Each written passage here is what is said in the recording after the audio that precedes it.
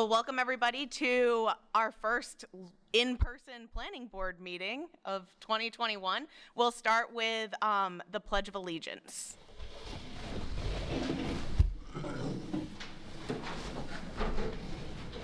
I pledge allegiance to the flag of the United States of America and to the republic for which it stands, one nation, under God, indivisible, with liberty and justice for all.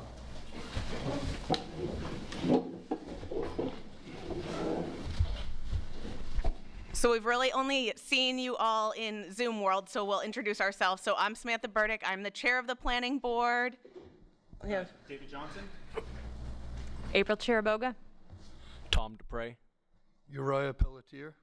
Bruce White. And we have Hillary virtually with us. Oh, but you guys can't. You can hear her, but you can't see her. Okay, so we'll get started with the first item on the agenda. NextGrid is requesting review to revisions of a previously approved plan for a solar farm to be constructed at 101 Webb Road. This review is in accordance with section 9.4 of the subdivision and site review ordinance. Gil is here. Sorry you had to come in on your vacation. Oh, sorry. It's not on the agenda, Ann. Sorry, Gil. Hold on. We need to approve the minutes. Do I have a motion to approve the minutes? I'll make the motion. Thank you, Tom. Second? Yep, second. Great. We will do a roll call. So Hillary? Yes. Dave? Yes. I'm a yes. April? Yes. Tom? Yes. Uriah? Yes. And Bruce? Yes. Thank you. Okay, Gil.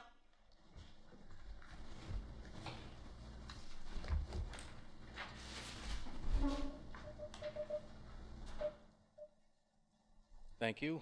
Gil Paquette with VHB representing NextGrid this evening, and nice to see everybody in person. NextGrid, as you know, submitted a revised layout for their solar array off Webb Road. Primarily, this was done to minimize environmental impacts. When we were discussing the project with the Corps of Engineers, there would have been a second stream crossing of a tributary to the Kennebec River, and so we wanted to stick with just one crossing, which is the existing crossing that the previous owner had for farming the field. So we worked with the Corps of Engineers to come up with a design because this is Atlantic salmon habitat. And that's really, the nature of the change in the project. So we moved away from the western portion of the property and over to the north, basically. Near the CMP right-of-way. So a little bit south of it and north of the CMP right-of-way. And that's why we're here for two reasons. One was for zoning and the other was to just get permission or approval because of the changes to the site plan. Thank you. Do any members of the board have questions for Gil?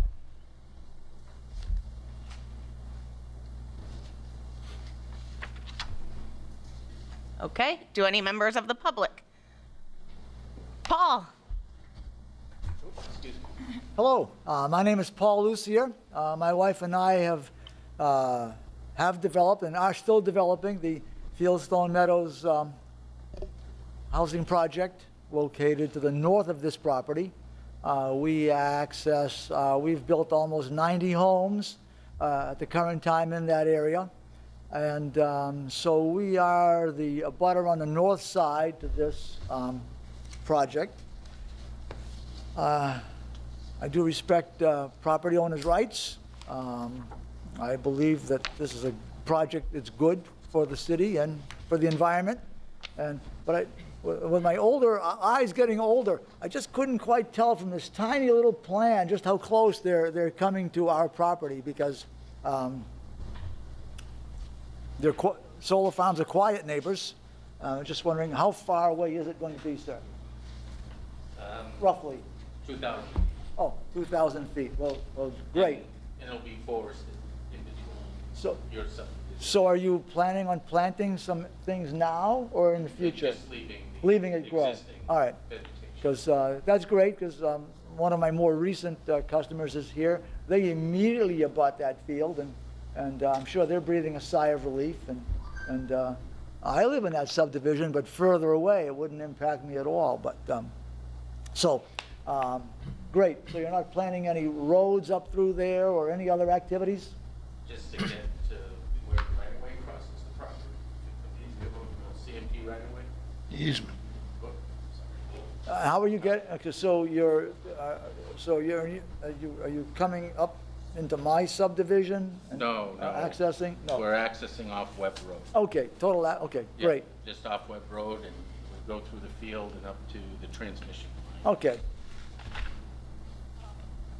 I don't have any concerns with that. If I were on the board, I would vote yes to approve this then. But, and so that's all I have to say. And so I'm leaving because it's getting near my bedtime. So, thank you very much. Thank you, Paul. Hi, Paul. Are there any other questions from the public? Okay. The planning board approved the previous plan Yep.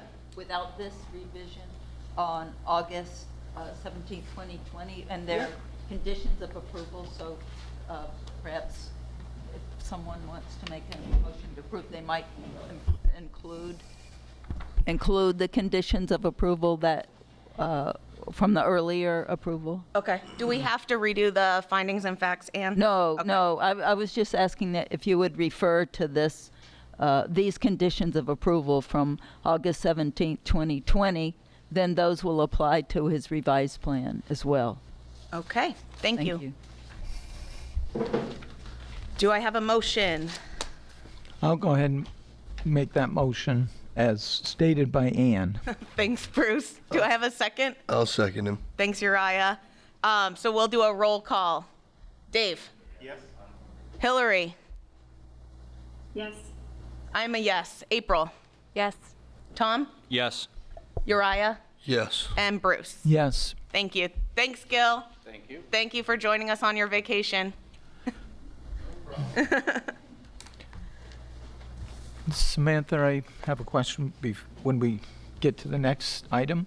Okay. So the next item is the public hearing for the church. So this is requested by B.A. Bascus to rezone 72 Pleasant Street and 5 Middle Street from residential D and residential B to a contract zone commercial A property. The request is to allow for the conversion of the Sacred Heart Church to an event center, as well as the commercial use of the office building and continued residential use of the rectory. So before we get started on all of this, I have asked Dave to bring up a timer, so we're gonna stick to public comment. Everybody may comment once for 3 minutes. Just in the interest of time. We have a lot of people here. Bruce, did you have a? Yes, since we discussed at our last meeting, and many people may not have been aware of that, we have the conflict of interest statement that you didn't mention tonight. Usually we bring that up, but I want to just state publicly, we discussed it last meeting, and I mentioned that I may have a conflict of interest because I'm a member of the parish and the diocese, so to speak. So I would just make that clear. But we discussed it, and it was, I think it's worth mentioning again tonight. It was voted that nobody had a problem with that. I believe I can vote, in a clear conscience without any conflict, but I want to make sure that it's clear that I am a member of the parish. And last meeting we had no votes. Tonight it's likely we will, so I want that to be on record. And I don't know if it's necessary we take another vote or not. That's up to the members here. I don't think we need to take another vote. We formally voted and discussed the project last week. So if you were able to discuss it last week, then we are able to discuss it and vote on it. I just wanted to make sure, because there are Yep. more people from the public tonight, and it is a vote. Last meeting, there were no votes. So just to make sure, and thank you. Okay. So I think it would move smoothest if we let Jennifer present her plan and hear from the two attorneys. I know the neighbors have obtained counsel, so we'll hear from their attorney as well as the city's attorney, and then we'll allow members of the public to speak. And then following up, let you guys kind of do closing arguments, making comments to what they've said, if that works for everybody. So we'll start with you, Jen. Okay, awesome. And if you can just speak really closely into the mic there, well, not too close, but Hillary can't hear, so if we can make sure that she can hear. Just so you guys know, these microphones are not going into Zoom, right? Oh, okay. Gotcha. Okay, so what we prepared for tonight's meeting was Can you just- please state your name? I'm sorry. Sorry for interrupting you. My name's Tommy. My First and last, please. last name's Swider. My partners Jennifer and Roberto. We make up Bacchus, which we're hoping to purchase the church and the property and utilize the church as an event center, hold weddings, memorial services, life celebrations, and birthday parties, community events, things like that. A way of utilizing the building so that it's utilized as a gathering space, which is what it has always been. But what I prepared for today was just, as you requested last week, was just pertaining to the comprehensive plan. So that's all I was going to talk about. I think everyone's heard the plan. It's been out there, city council meetings in here before, so we don't need to go over that. Comprehensive plan. Now, it doesn't check every single box on the comprehensive plan. We get that. I don't think any project ever would, but it checks a lot of them. First of all, under housing, comprehensive plan says to promote and preserve the unique architecture and architectural heritage of our neighborhoods. It was said at another planning board meeting that this building holds no historical significance, which I think a lot of people would argue that it does. Our plan would preserve that architecture. We have no plans to renovate, alter the exterior of the building. We want to keep it as much as it has always been, as much as possible, other than what's required by code and by law. Our plan will preserve this building with our money. We're not asking, it's not the city having to use taxpayer money to preserve this building. And I think, according to the comprehensive plan, that's in the city's interest, that we preserve architectural and historical heritage. The comprehensive plan says that the city will conduct a comprehensive survey of all architectural and historic resources within the city. It's the responsibility of the city planner and the city engineer, with a due date of 2016. So that's 5 years ago. That hasn't been done yet. It was suggested at the last meeting that our plan be put on hold until that report is completed. But again, that report is 5 years past due, and it's not even started yet.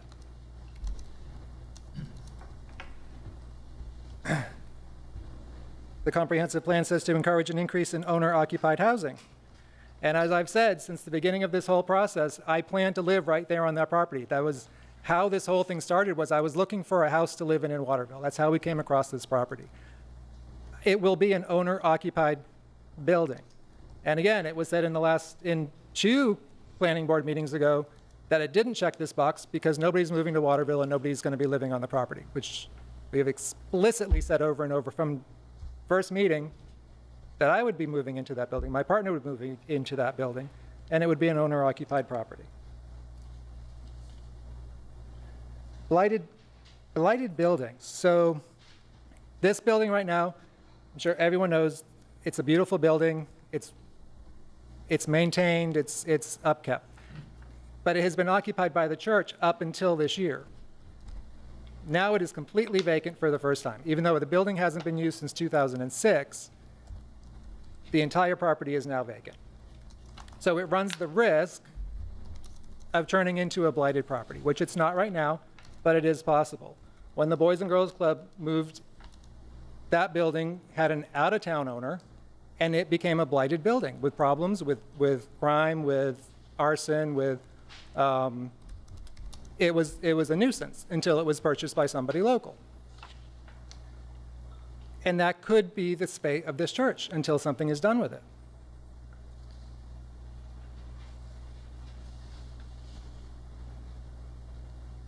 For demographics, which is on the comprehensive plan, attract new residents to the city interested in creating new business opportunities. I sold my house and moved here with the intention of buying a property in Waterville and starting a business in Waterville. You don't get more head of the nail than that. We put this offering on the church in October of 2020 and have stated several times to the planning board meetings that we will be living at the rectory. And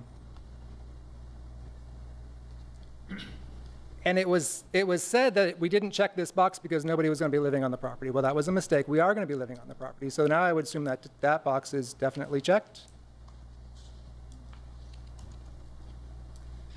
Local economy. Promote an economic climate that increases job opportunities, expand the diversity of the city's tax base, create economic growth, the retention and expansion of existing businesses, build upon the city's unique character, and foster a vibrant downtown. This building is not downtown, but if we're holding events there, if we're holding a wedding there, if we have a wedding for 300 people, it can be assumed that a portion of those people are coming in from out of town. They're coming to Waterville. They're eating in Waterville. They're renting hotel rooms in Waterville. They're gassing up their cars in Waterville. They're shopping in Waterville. The wedding event itself would pay florists and caterers and dressmakers and gift shop, print shops. There's money to be made, money to be brought into the city of Waterville simply by having us there. And that's money that's coming into the downtown that the city isn't paying for. They're not paying for a marketing plan. They're not paying for any programs. It's coming because the event center is bringing people here. And I will say the event center, the building itself holds 1,500 people. From the very beginning, we've decided we wanted to cut that back to 300 to make sure that we were not a nuisance neighbor, that we did not create a parking issue for our neighbors, that we did not create big noise issues for our neighbors. We chose to cut it back to 300. There's no law that says you have to have enough parking on an existing building. The church across the street has stated they don't have enough parking for their events. Their events spill over into the street. Their events spill over into Sacred Heart's Church parking lot. They don't limit their events to the amount of their parking. But we have set a cap of 300 people based on the fact that that is enough cars that will fit in the parking lot without being a nuisance to the neighborhood. And then for municipal finance, this project will take a non-taxable property and make it a taxable property. So not only will we be bringing business into the city, we'll also be paying taxes on our property.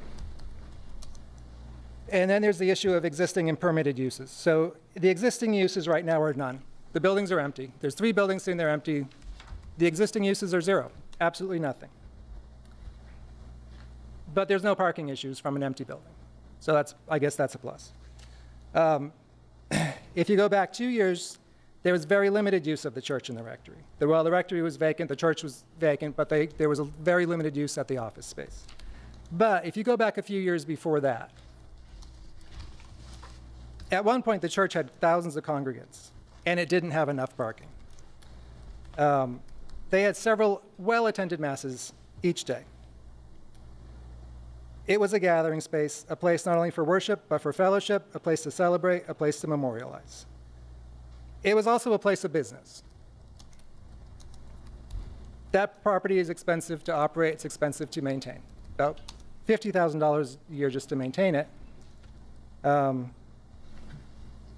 the church only remained active for as long as it was feasible financially to do so. The diocese ran its other churches and church business, et cetera, out of the office building on the property. The office did not just serve this building. In fact, the office did not close when the church stopped operating as a church. The church closed in 2006, and the office stayed operational on some level up until 2021. Obviously, it was not only used by Sacred Heart. They moved the offices, and it still operates.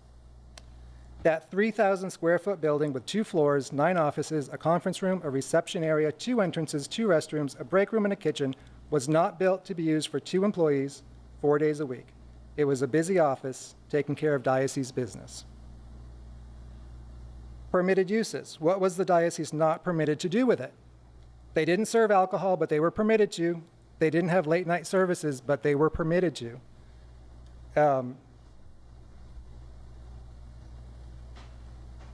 It has to be one or the other. Either we go for permitted uses or we don't. It can't just be, well, the former resident didn't use it that way.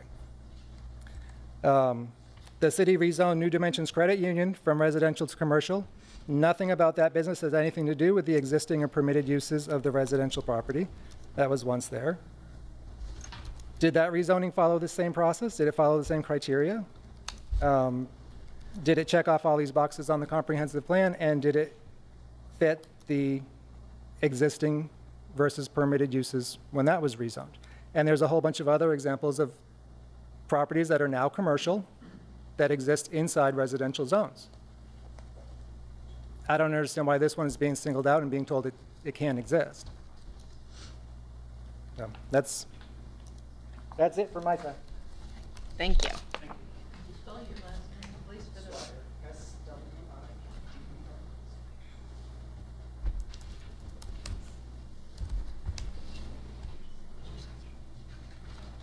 Okay. Do you want to talk, Tom?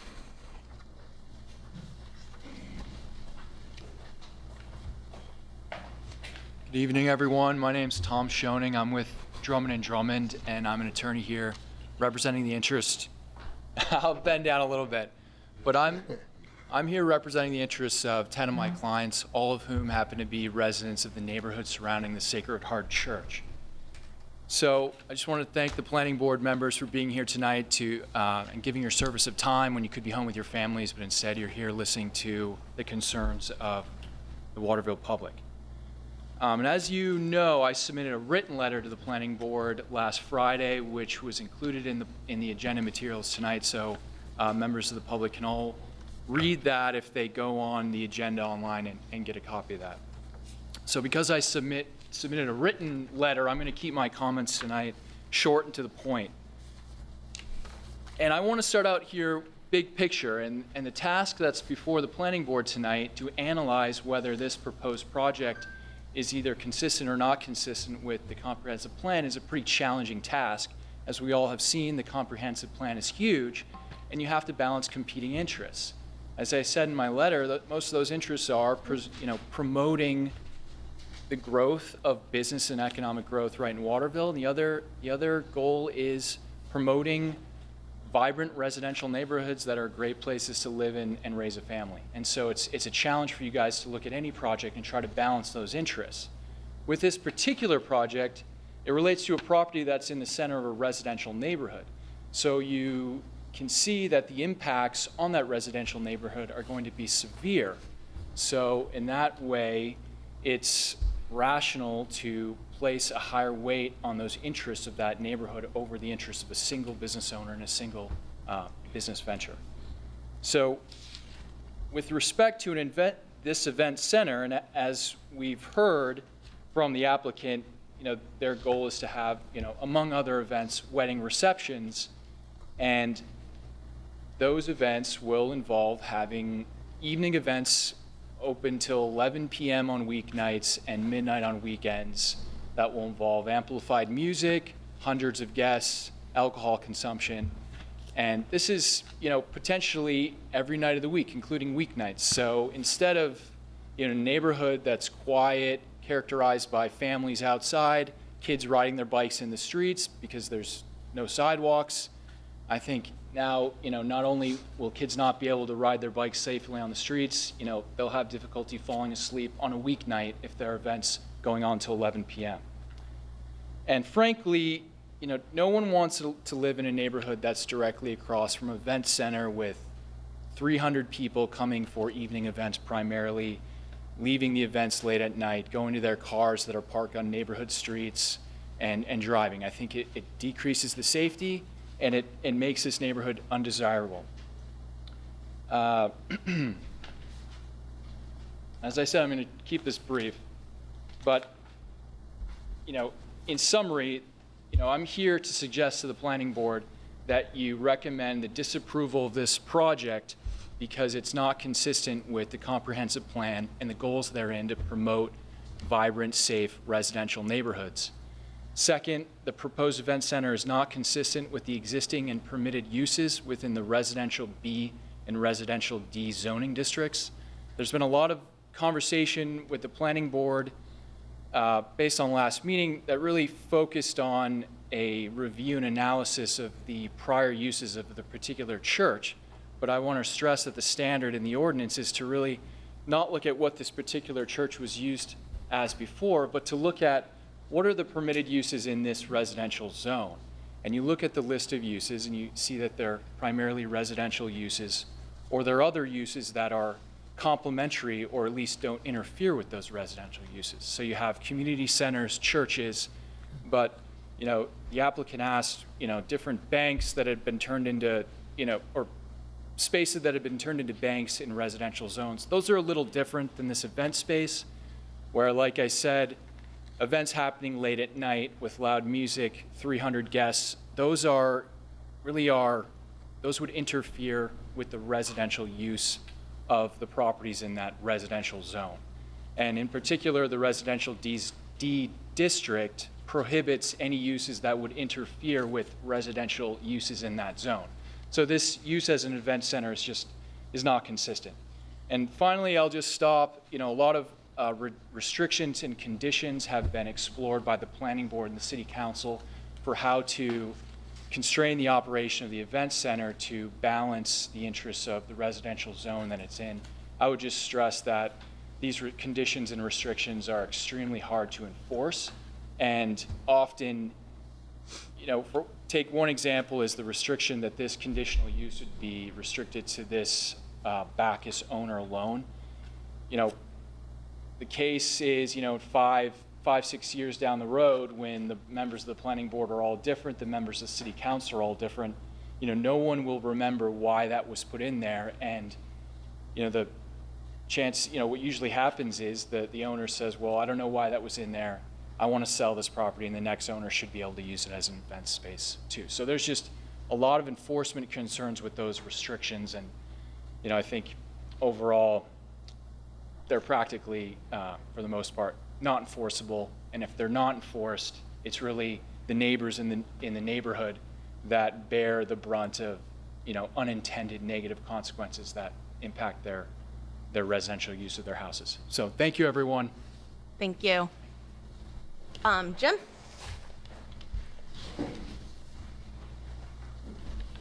Good evening. Jim Katsafikis from the law firm Perkins Thompson, and I'm here tonight as conflict counsel. I'm not the city attorney generally, but filling in on this particular application.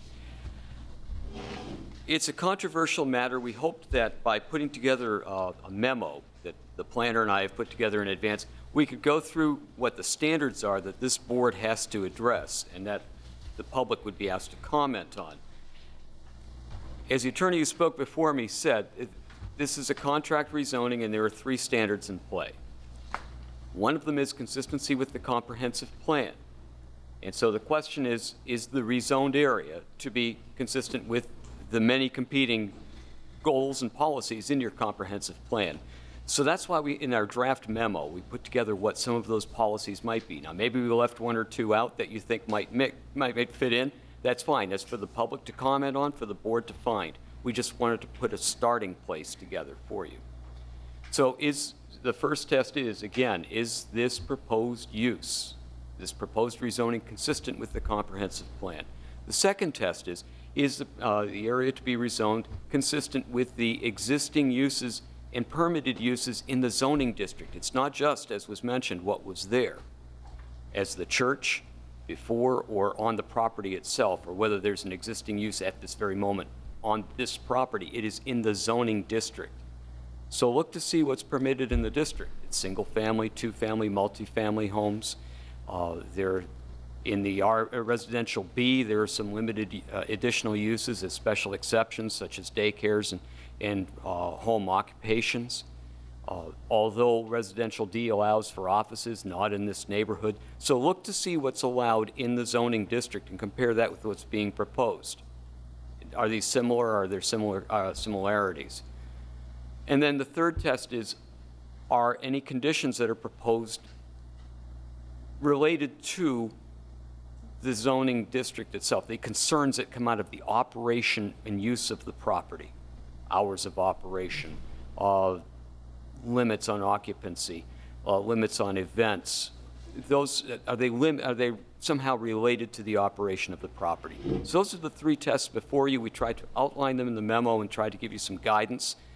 You may or may not be able to get to a decision point tonight, but at least you can get the public comment in, begin your deliberation, and at worst, we have comments that we can take through and put together another draft report for you to respond to, say, 2 weeks from this evening's meeting. So I'm here for any questions you may have. Thank you. Thank you, Jim. Does the board have any questions so far or comments so far? Bruce? Just for clarification, and maybe if Jim needs to, clarify for us, but we will be recommending to the city council, and then I believe they need 5 in favor to change anything. Is that? They need a supermajority. I've forgotten the vote, but I'll 5 on that. Okay, they do, and let's make that clear. It's a good point. First off, this is not your typical application where people are coming in for subdivision review and they have to meet the standards and it's a quasi-judicial hearing. This is a legislative matter. This board makes a recommendation to the city council and a report is going to go, which is the other reason why that memo was put together. It's a starting point for this board to be able to issue a report because this board needs to provide reasons to the city council for that recommendation, because the city council in turn has to look at these same issues under state law and then make its legislative decision as to whether to enter into this contract zone. And if it does, then there will be a written contract with the property owners to put that in, to implement that actual contract zoning. And I said contract owners, property owners.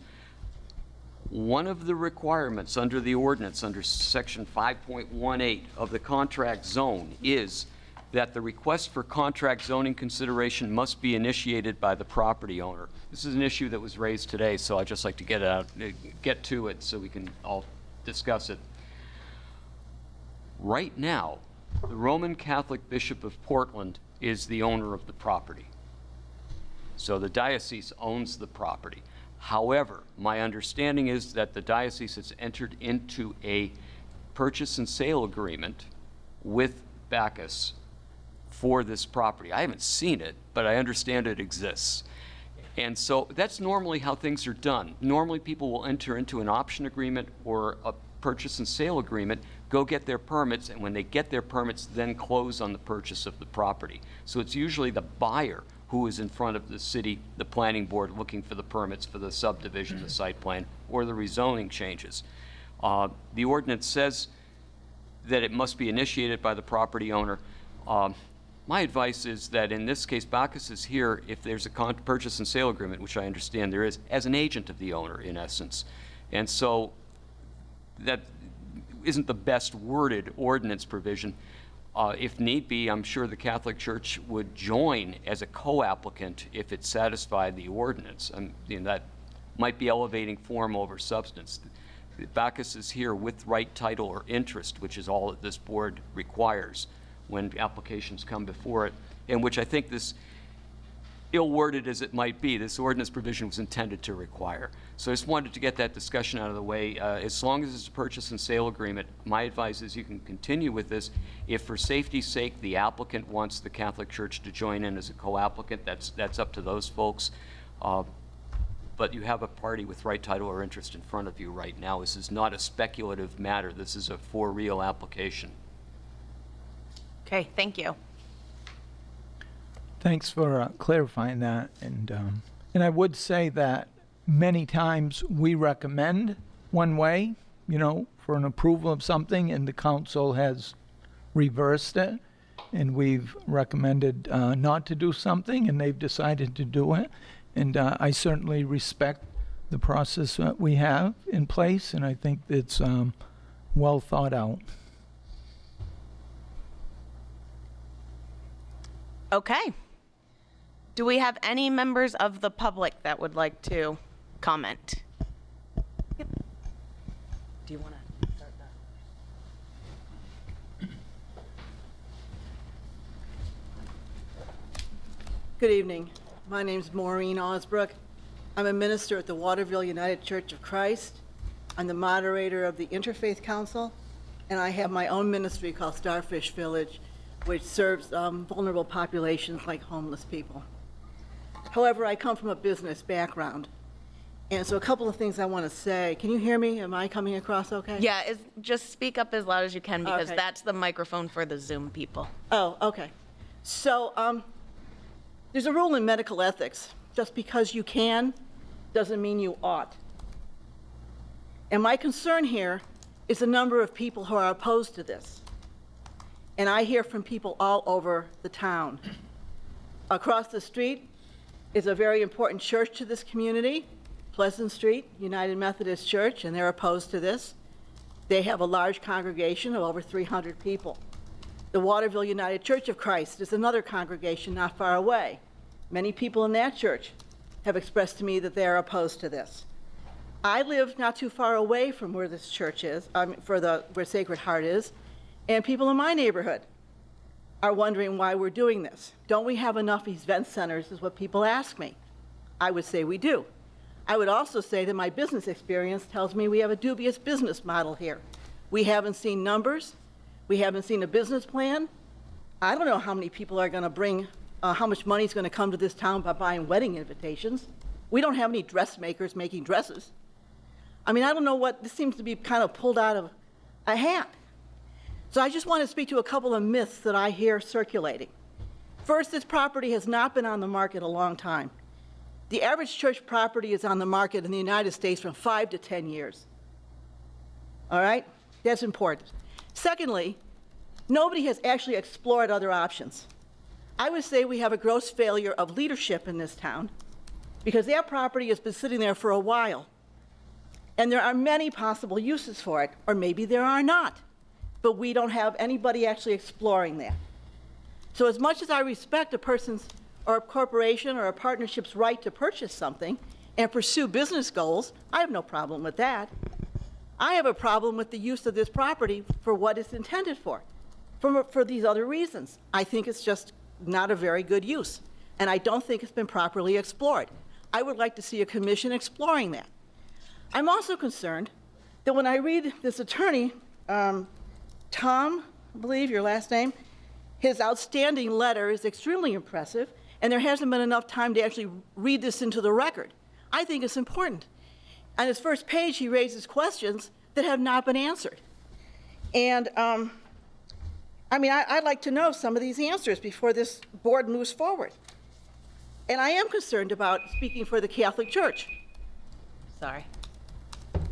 If you just want to wrap up. Yeah, I am concerned about speaking for the Catholic Church.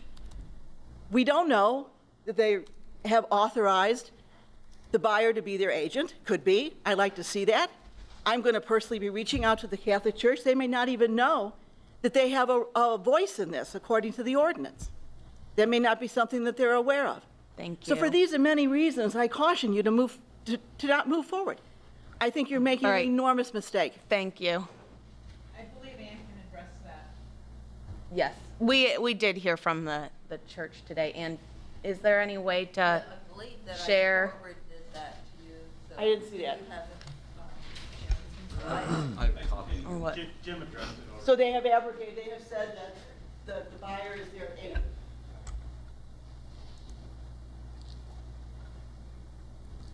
Well, I just want to end with saying again, just because you can doesn't mean you ought. Okay, any more? Yep.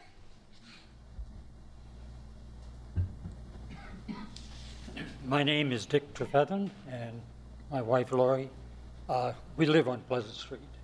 We there are 9 units in our condo, which is a location that you go to the end of the driveway at 50 Pleasant Street. We look at it at the church, just several houses up. So she being the president of the condo association, there has been some concern amongst our owners. They're all privately owned, and like we have been there 12 years. The folks have been there since 75, so I mean, it's well established, and people stay until my age, 84. But what I'm trying to say, also representing, is as members of the Methodist Church, the wife and I are trustees of the Methodist Church. She is the head trustee. Naturally, we're involved in every type of whatever goes on there, you know, whether it's being the church services and all of the weddings. And the thing we were running into with the church, the north end of our church is directly across, looking right onto the property and we're discussing it. And when we have a wedding or a funeral, whenever we have different, like craft shows or whatever, we have a fairly large parking lot because, you know, we have a lot of members, but still we have to park on the street. And anytime both of the churches had the same time, the street was loaded from one end as far as you could see with cars.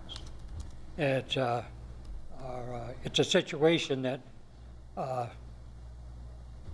we probably take up anywhere from 10 or 12 parking places on just for a regular, you know, on a regular service type thing. Now,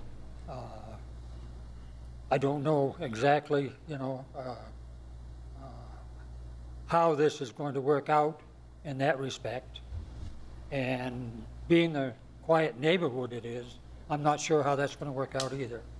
But at least, only thing that I would like to do is, if we could be of any service, we could give you answers as to exactly, you know, how many functions we have, and because we're involved in every function, and when, you know, so we could give you, submit to you a lot of information that might be, but we could speak for at least 12 years ourselves.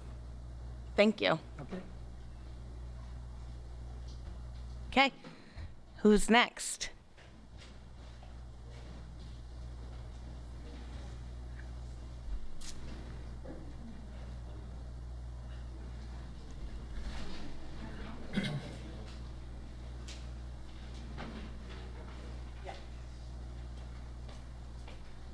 Hi, my name is Kate Roy. I live on Middle Street, but my house is actually on the corner of Middle and Carroll and looks directly at the property. A lot has been made about the historical value of the Sacred Heart Church. I'd like to share a different perspective on what has historical value in my neighborhood. 3 years ago, my husband Paul and I chose Waterville to be our home. We could have moved anywhere, but Waterville felt like coming home, to where my parents and grandparents lived many years ago.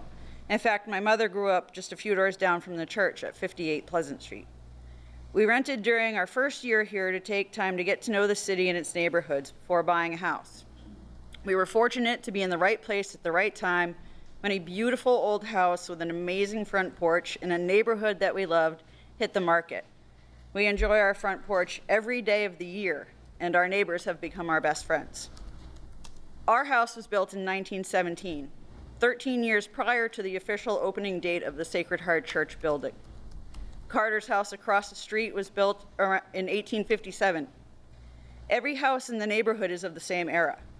The neighborhood built the Sacred Heart Church, not the other way around. We loved that the old high school, where my parents were members of the final graduating class in 1963, became affordable housing, a daycare center, and a home for after-school and community sports. What an amazing, forward-thinking decision and purposeful move by the city and their partners. The rezoning request before you should be considered with the same purposeful thought. the citizens of Waterville expect and deserve thorough review of and adherence to public policy and law. I appreciate the time and attention the Planning Board has given to this request, and I hope that the City Council follows suit. And finally, and this is really outside my comfort zone but needs to be said, I am concerned that Bacchus will not be good neighbors. Aside from the hours and the traffic and the lowering of property values and general mayhem that many of my neighbors have cited and will cite, and based on the astounding lack of professionalism and disdain for their would-be neighbors they've demonstrated throughout this process, it seems reasonable not to expect Bacchus to contribute positively to our historic neighborhood. Thank you, members of the Planning Board, for continuing to listen to us and working through this process with good intentions. Thank you. Go ahead, Shirley. I'd like to yield my 3 minutes to Linda Dursimone. Is that possible? That's fine. Is that common? So she gets 6 minutes in? Is that what she's saying? I don't know what process is. I don't mind that. I just haven't heard that in the past, so. No, I'm fine with it. Go ahead, Yeah, Linda. as long as we're consistent, So, so. I'm Linda Dersimonian and have lived on Morrill Avenue near the Sacred Heart Church for 40 years. I'm strongly opposed to the event center proposal by Bacchus and to rezoning the church land to contract zoned commercial. It is not the right fit for our long-established residential neighborhood and not equitable that the investment of my home will be devalued and the quality of my life diminished. I accept that change has to come, but our lives should be uplifted by change, not lowered. I share these two anecdotes. In this recent issue of St. John Valley Times from Aroostook County, where I grew up, an article tells about a rezoning proposal for a storage unit facility. The council held a public meeting with townsfolk first, before considering it and making a decision. With the magnitude of this event center proposal, the same should have been done with the Waterville community. And number two, a neighbor who is presently selling his house near the church shared with me that a prospective buyer loved the house but did not want to chance an event center coming there. Our properties would no longer have the real estate description of being in a quiet neighborhood.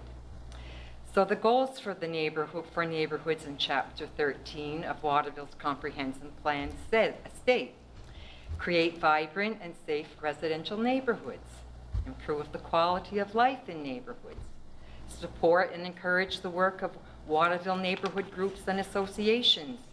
Superior quality of life is essential for vibrant neighborhoods. So we who go to sleep and wake up in our neighborhood every day are accustomed to its quiet, calm, safety, and few cars going by. Everything about this event's proposal is not consistent with the plan's goals and counterproductive. It would degrade and destroy the superior quality of life we have, not better it. We will gain daily noise, traffic, and congestion. Residents would then have to backpedal to deal with losing the quality of life we once had. The proposal can potentially bring in 300 strangers to our neighborhood on a regular basis, 6 days a week, one event being concerts. This lessens our safety. Them partaking of late night drinking, then driving away is not safe for all involved. This does not walk the talk of the comprehensive plan's goal of creating safe residential neighborhoods. With so many bars in Waterville, we don't need another venue to sell liquor.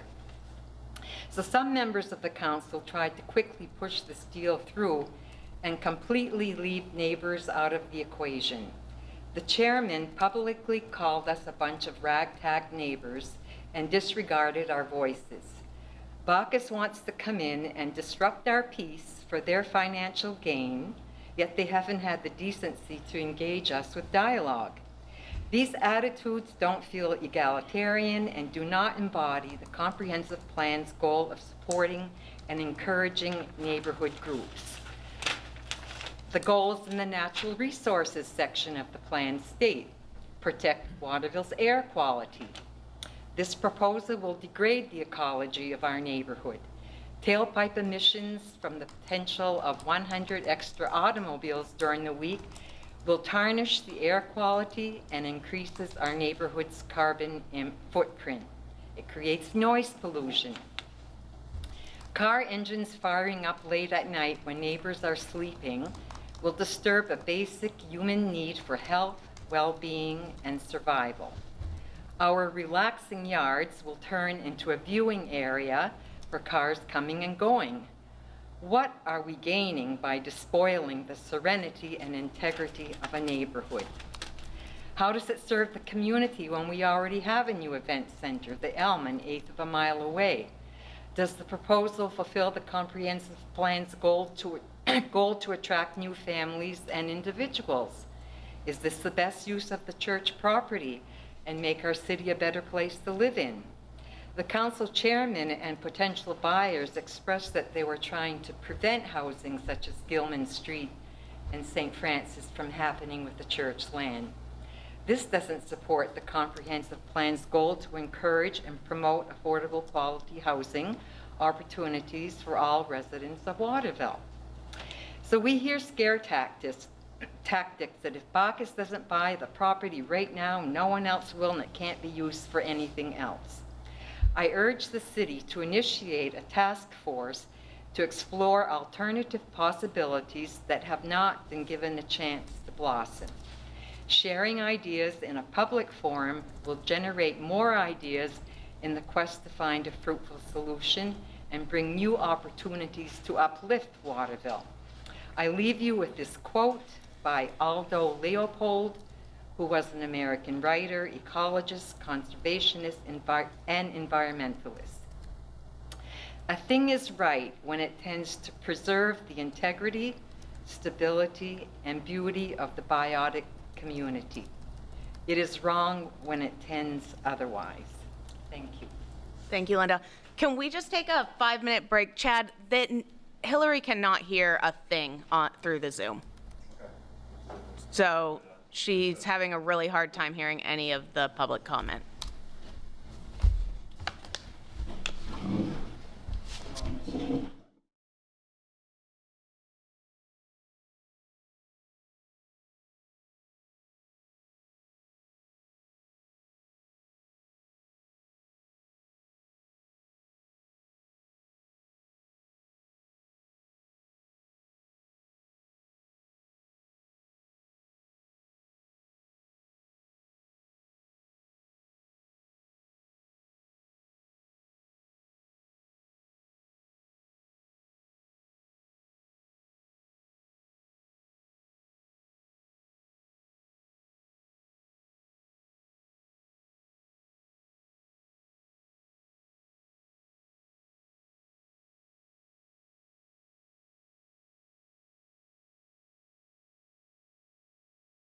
Thank you all for bearing with us through these technical difficulties of hybrid meetings.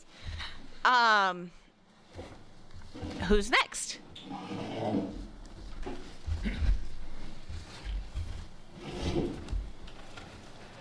Okay, my name's Jeff Carter. My husband Tim and I and our 2 daughters, we live actually at the property that abuts 2 of the parking lots at Sacred Heart Church. I can really not say any more about the impact it would have on our neighborhood, as our neighbor Linda so eloquently put it. So I will leave that at rest. I would like to show Ms. Bergeron some respect. She did mention about Waterville Florist being in a R zone. I'll explain how I got mine changed. 1, it was an RC zone. It was on a commercial strip that has an eighth of a mile that is zoned RC. I went through all the proper channels to get it changed. All of the people came to the meeting. They all voiced their opinion.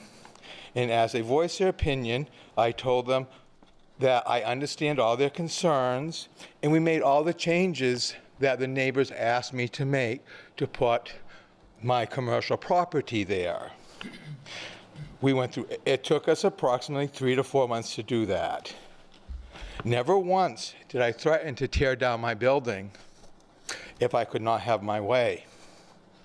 Not once did I say, it doesn't matter how late you would like me to be opened or how early, I will stay open as late as I want to satisfy my customers. Never once did I make any comment like that. I feel that when the people of Bacchus talk, I feel like I am being bullied into a corner and I have nowhere to go for me and my family if this gets changed. I don't want to bully as a neighbor. I want to have someone, my neighbors are my best friends. There is one good thing that did come from all of this. It brought our close neighborhood even closer. We all know each other more than we ever thought we would. So we can thank you for that. Thank you. Thank you. Go ahead, Sybil.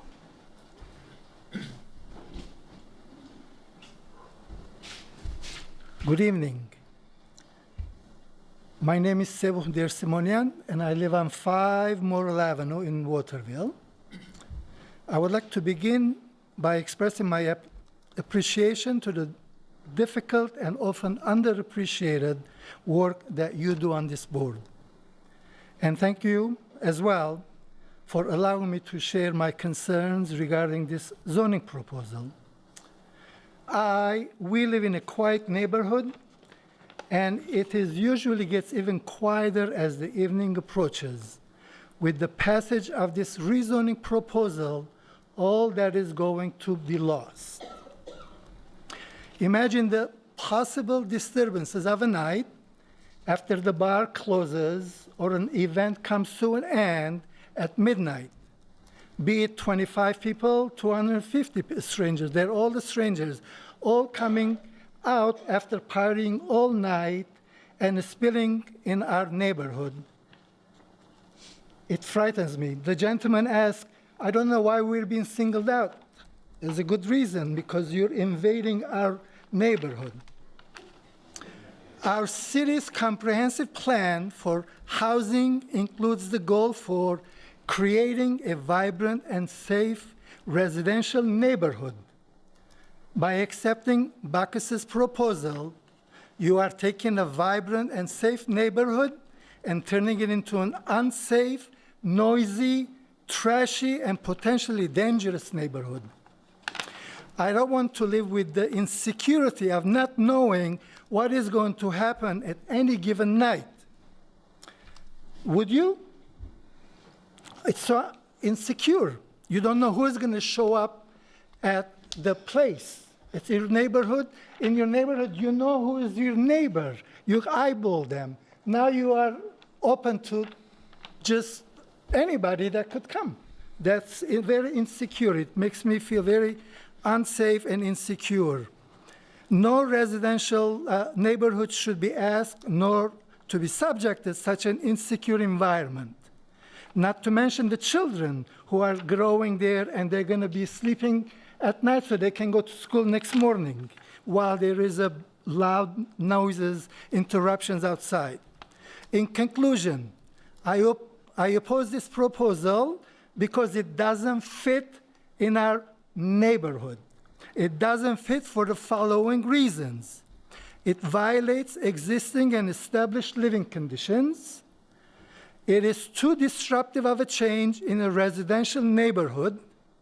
It goes from a church to a bar, for God's sakes. It devalues the quality of our lives and the worth of our properties. Fifth, it will increase car traffic, noises in the neighborhood.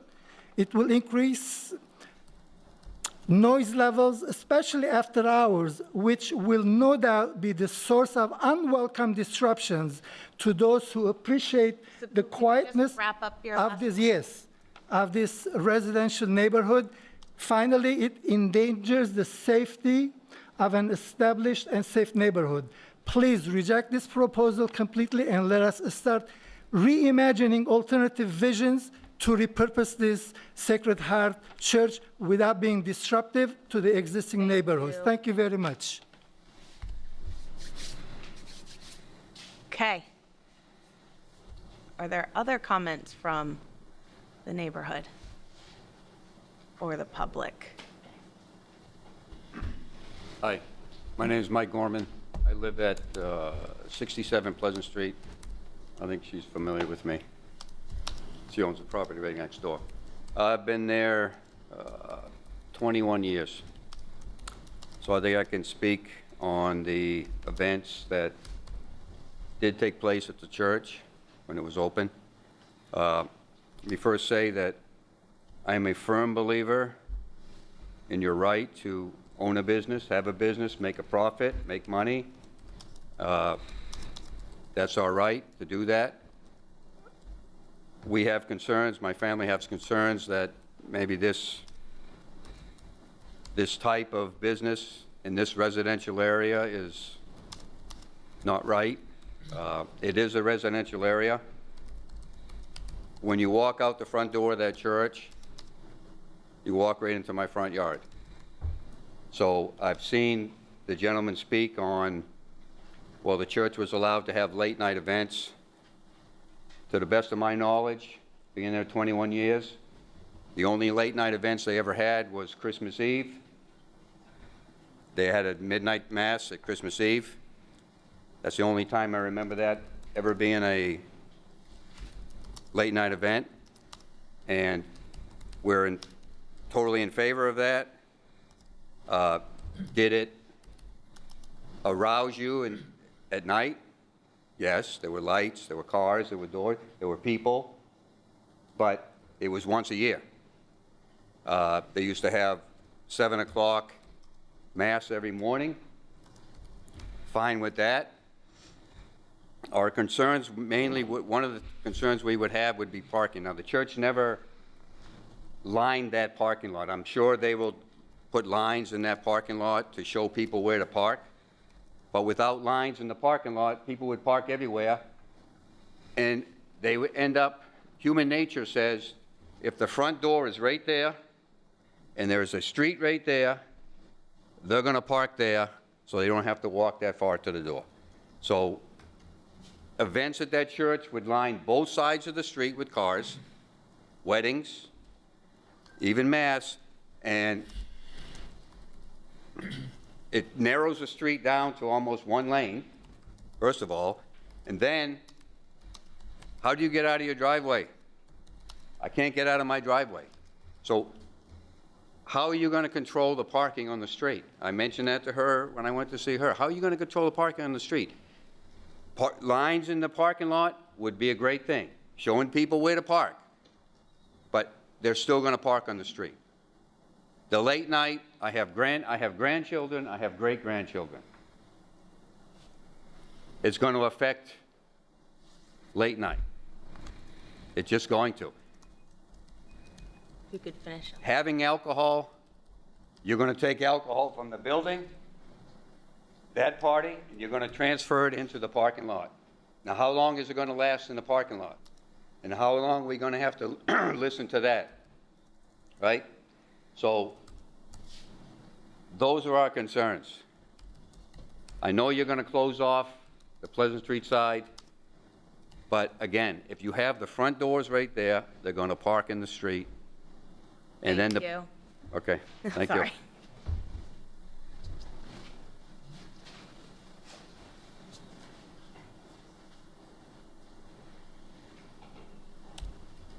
My name is Paul Roy. I live at 6 Middle Street. My wife Kate spoke earlier. And I just wanted to relay just a little bit of an anecdote here from earlier this week. Kate and I went to Thompson's Point to an event center, Thompson's Point, to view a concert and there were restrictions on how that event center operates. So if you do feel like this is, which appropriate, which I don't think it is, However, you should consider restrictions. They served only beer. They wrapped it up by 10. And this was a Friday night. And if Thompson's Point can make money with those kinds of restrictions, certainly I'm certain Bacchus can continue to pay the mortgage on the church property. So should you, and I guess, again, I don't think you should, move forward with this, you should consider restrictions. Thank you. Thank you.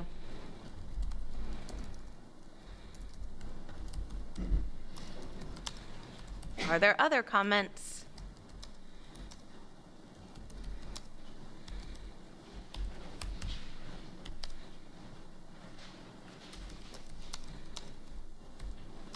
Hi, my name is Josh Martin. I live at 14 Morrill Avenue, about on the other side of the block from the Sacred Heart Church.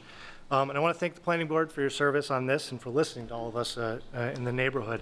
And I want to say something first that I'm sure that you know, but I want to emphasize it both for you and for the city council who will eventually vote on this. You don't have to rezone this property.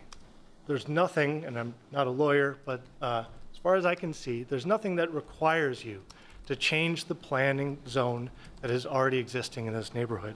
So with that in mind, what this reframes this as a favor that the city is doing for a business. This is giving something to that business in order to, and in some, taking it from our neighborhood. And so it should only be done, I think all of us agree, when it really benefits the city and the neighborhood very strongly. The neighbors here have said, and at many other events like this that have gone on in this process, that we believe it does not benefit us. We've said the bare facts of this proposal, the late hours, the large number of customers, the serving of alcohol is going to impact our enjoyment of our homes and the investment we've made in them. And some were saying it's taking a lot from us and giving it to a business in their favor. And this is a major change from the use of a residential property. And it's very different than other businesses that have been granted this favor by the city. Banks, daycare centers, florists, and other businesses that have been granted contract zones in residential areas have reasonable hours, most closing around 5, maybe as late as 6, not much later than that. Low numbers of customers at any time. Certainly there are not 300 people in line at the bank at any time. And low amounts of noise. None of those businesses have amplified music or other amplified noise. There's no reasonable comparison between the effect of children playing at the daycare center right behind my house and 300 people attending a concert at the proposed event center. We've been assured by some that this event center, if it passed, would mostly hold weddings and other events and things that sound very nice. But nothing in the ordinance that's in front of you, nothing in the favor that the city is being asked to grant will limit them to this. Once passed, the owners are free to operate this business as they want. And we've heard from them at times what they feel is necessary to operate the business, to have as many events as possible, to have as many people in as possible, and that makes sense.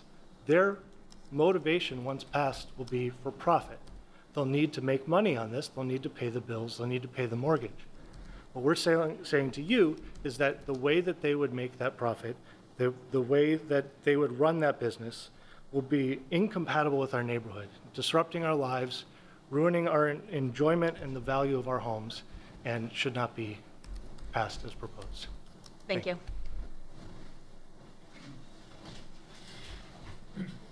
Okay, any more comments? Well, I'm not a resident of that neighborhood. That's okay. Yep. Okay.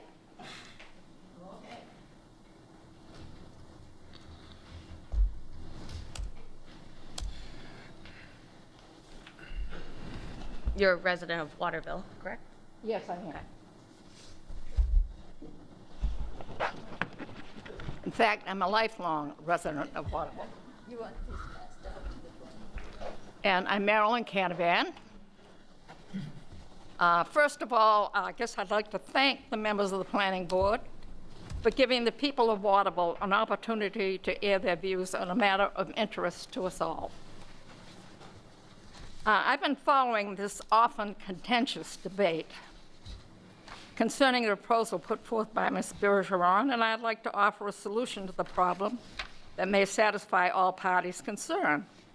Ms. Bergeron has said that her purpose in wanting to create an event center at Sacred Heart Church was to save that historic building. And I can't think of a worthier motive. I share her concern about the need to save such a historic landmark, and so I would ask Ms. Bergeron to join me in a fundraising effort to create a heritage museum at the church in lieu of an event center. The church would be the perfect venue to display and to celebrate the rich history of Waterville. The city was and is the proverbial melting pot, once a sanctuary for Lebanese, Franco-American, and Jewish immigrants. Some fleeing conflict and persecution, others aspiring to create a better life for themselves and their family than the one they left. Each of these ethnic groups settled in their own enclaves. The Lebanese at Hatter Falls and Front Street, the French in the South End, once known as the Plains, and the first Jewish community was located on Taconic Street. And over time, those enclaves emptied out as the offspring of the original inhabitants improved their lot and moved to more prestigious neighborhoods. Excuse me, I've got a little frog here. Eventually, all learned to live in harmony without a lot of political wrangling. And today, as you drive through our city, you'll see signs here and there with the phrase, "All are welcome here." The echo of generations past who learned to coexist peacefully regardless of nationality, religion, or political persuasion. The legacy they left resulted in a city that's a notch above many other places you could gravitate to in this time and in this country. Making our city a showcase for tolerance should be our legacy. Again, I would ask Ms. Bergeron, who has expressed concern about saving a historic building, to join me in creating a nonprofit organization for the purpose of raising funds for a museum. Although I haven't consulted with the citizens in that area, I feel reasonably certain none would object to the church being used for that purpose. Creating a museum at the church would not preclude using the basement for the Waterville Soup Kitchen.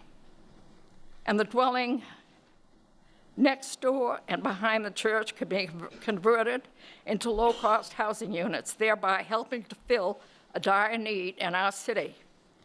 And in closing, I'd like to, again, thank you all for the opportunity to speak. As a former state representative, I always appreciated hearing from my constituents, as it helped me to make decisions that conform to their wishes. Thank Again, you. Thank you.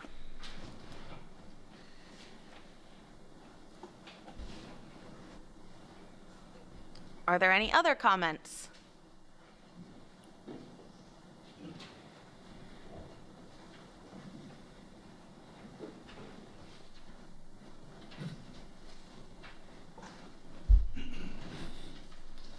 My name's Tom Dupre. And I was sitting on my deck the other night, and could hear the music from the downtown area. I've had this conversation with Claude Frankie, and he lives right down the street, and he has the same issues. He said, it's noisy, and if we're going to be a block and a half away from an event center, if you want to call it that, basically, is, I think, a little disconcerting. I think an event center is one thing, but if you're going to have events that go on from 11 o'clock to 1 a.m., you can call it anything you want. You can call it a petting zoo, but it's a bar and a nightclub. It's nothing different. I've arranged financing for, well, actually over $3 billion worth of projects here in the United States. And we've always had studies that had to be done before a project is approved. How many parking spaces can you fit into that parking lot off of Middle Street? Not 150. How many, though? I don't think we've heard how many. You can do 100, okay. Where's the other 50 going to go? In any case, Chairperson, it's going to I go on the think- street. Shouldn't we keep this between, I don't think they should be asking questions directly, please. Okay, fine. Okay, get to my point. A traffic study should be performed ahead of time. A study from a competent consulting firm that has done those studies in the past and have looked into what the effects are of to the neighborhood of having an enormous or an enhanced amount of traffic on those streets. And also, a consulting firm should be retained to take a look at the socio-economic impacts that this event center is going to have on the neighborhood, including taking a look at the valuation of the properties and, again, the enjoyment of the people that live there. So I think, there's a lot that has to be done. And all those studies and the projects that I've been involved with are done beforehand. The developer has paid for those studies out of his own pocket, basically, to determine what the impact is going to be. And those studies should be done before anything is approved. You should know that. The planning board or the city councils definitely should know the impacts of those studies before they approve or disapprove of anything. That's all I have to say. Thank you. Any other comments from the public? Okay, Leo? Oh, sorry.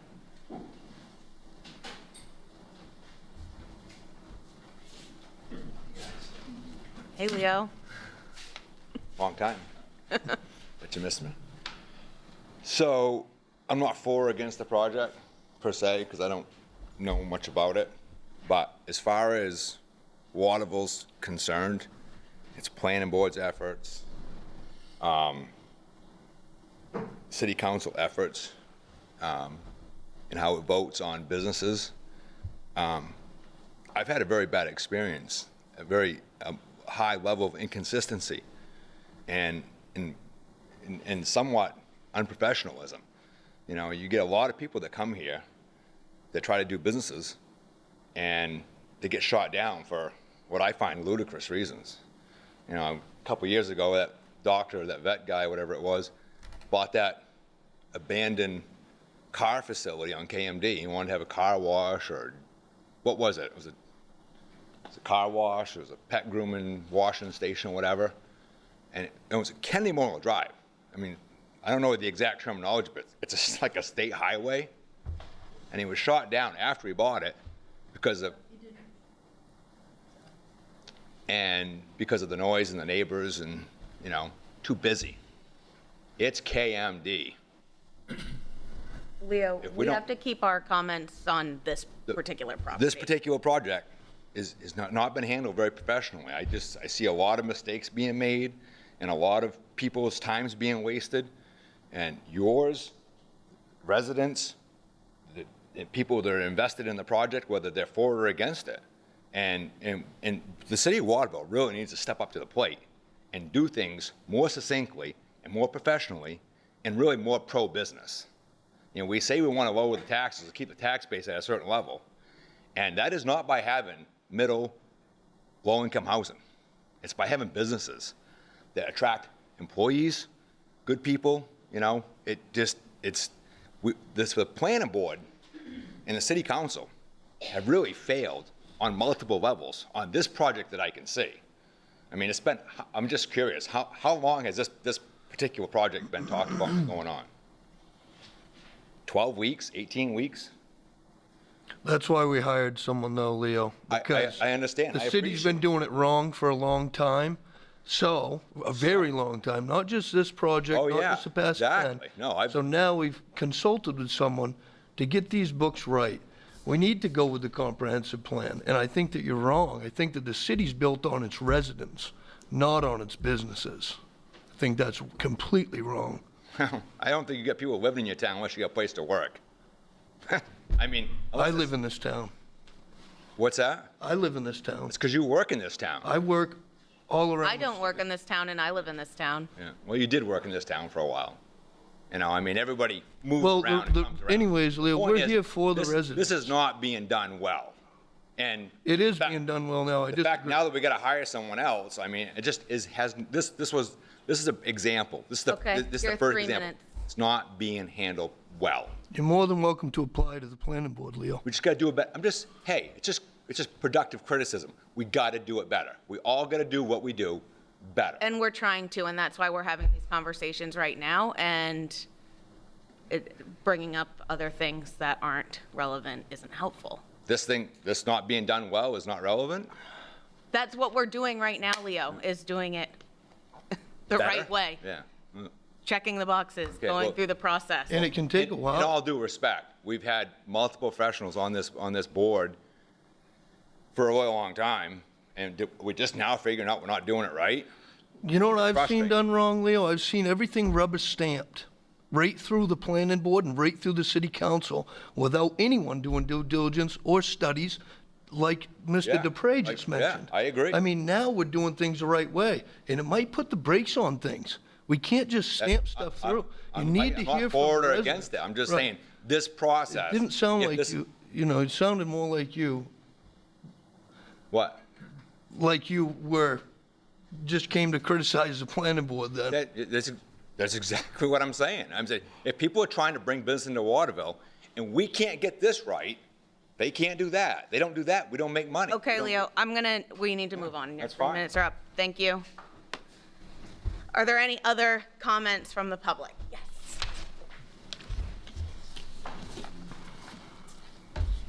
Hi, I'm Lori Trefethen. I live on Pleasant Street.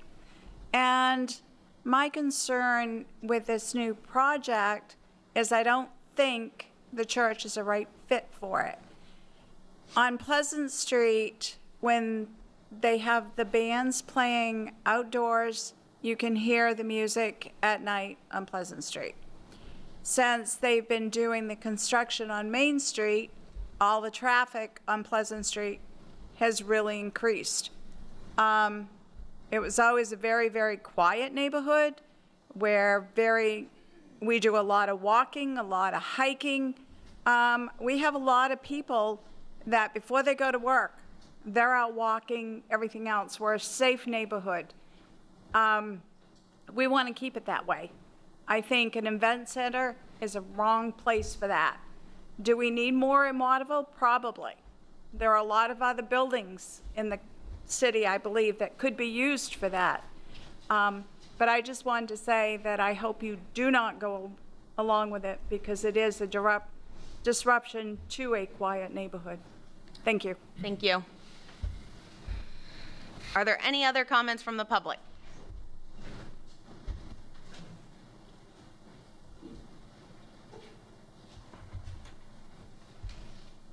Ron Merrill, longtime resident of the city of Waterville. I really wasn't going to speak. I'm not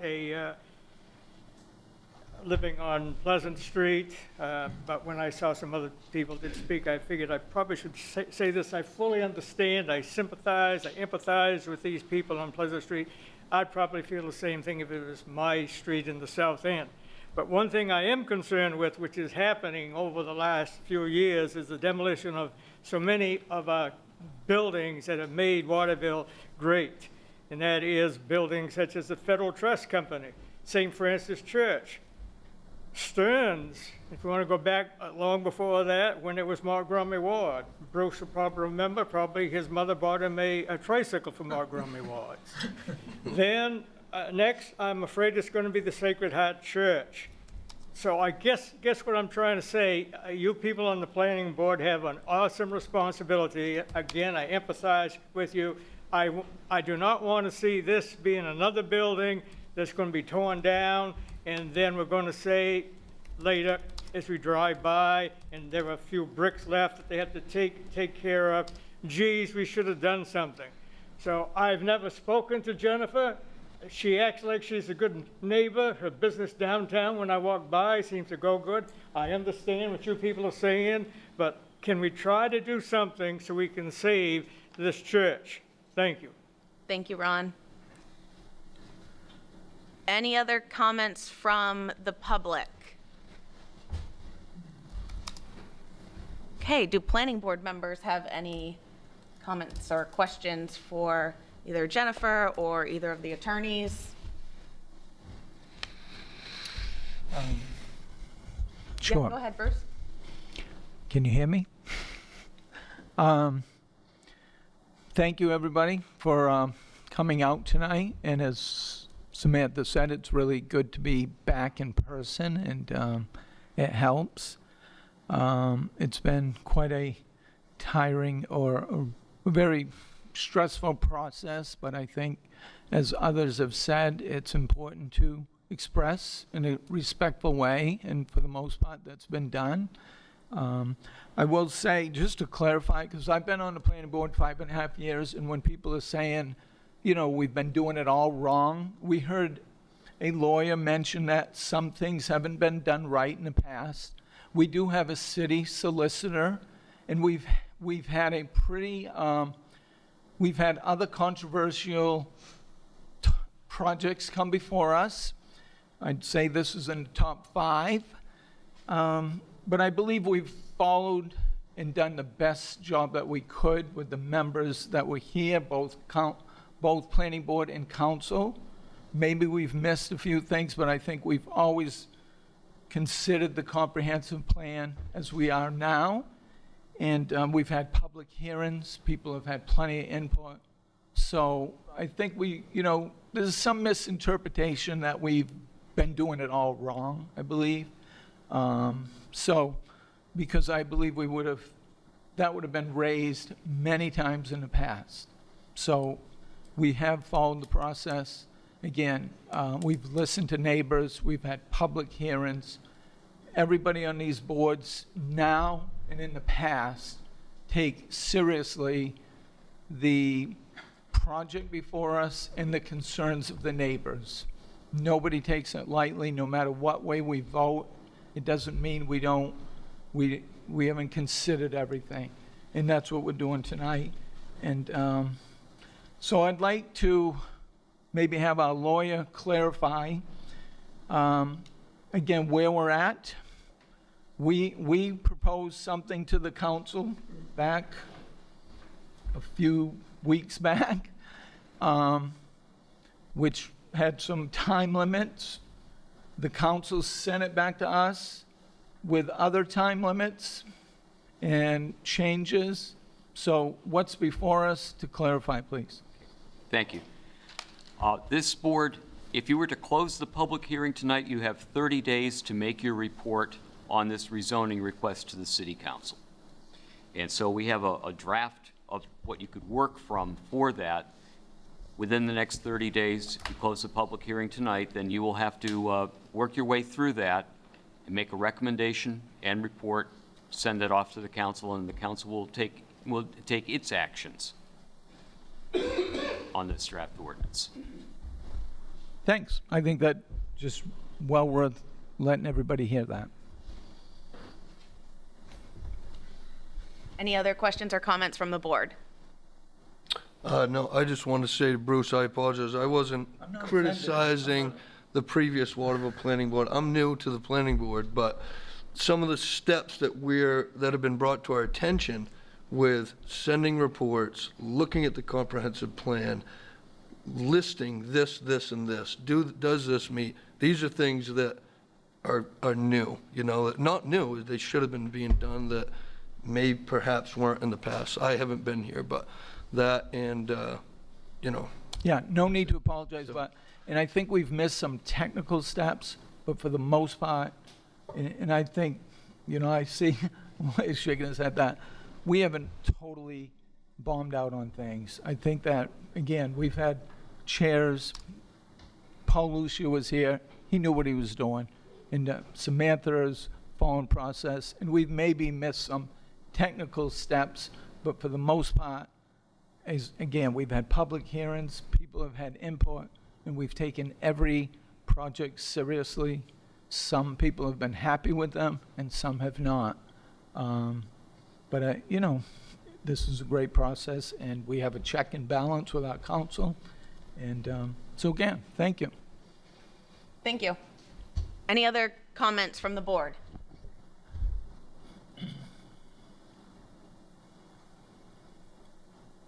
Okay. Do you guys want to say anything in closing after hearing the neighborhood concerns? Yeah.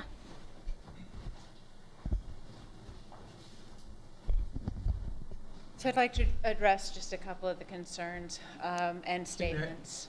Can you not hear me? Okay. Is that any better? That's good. A little closer? Thank you. Okay.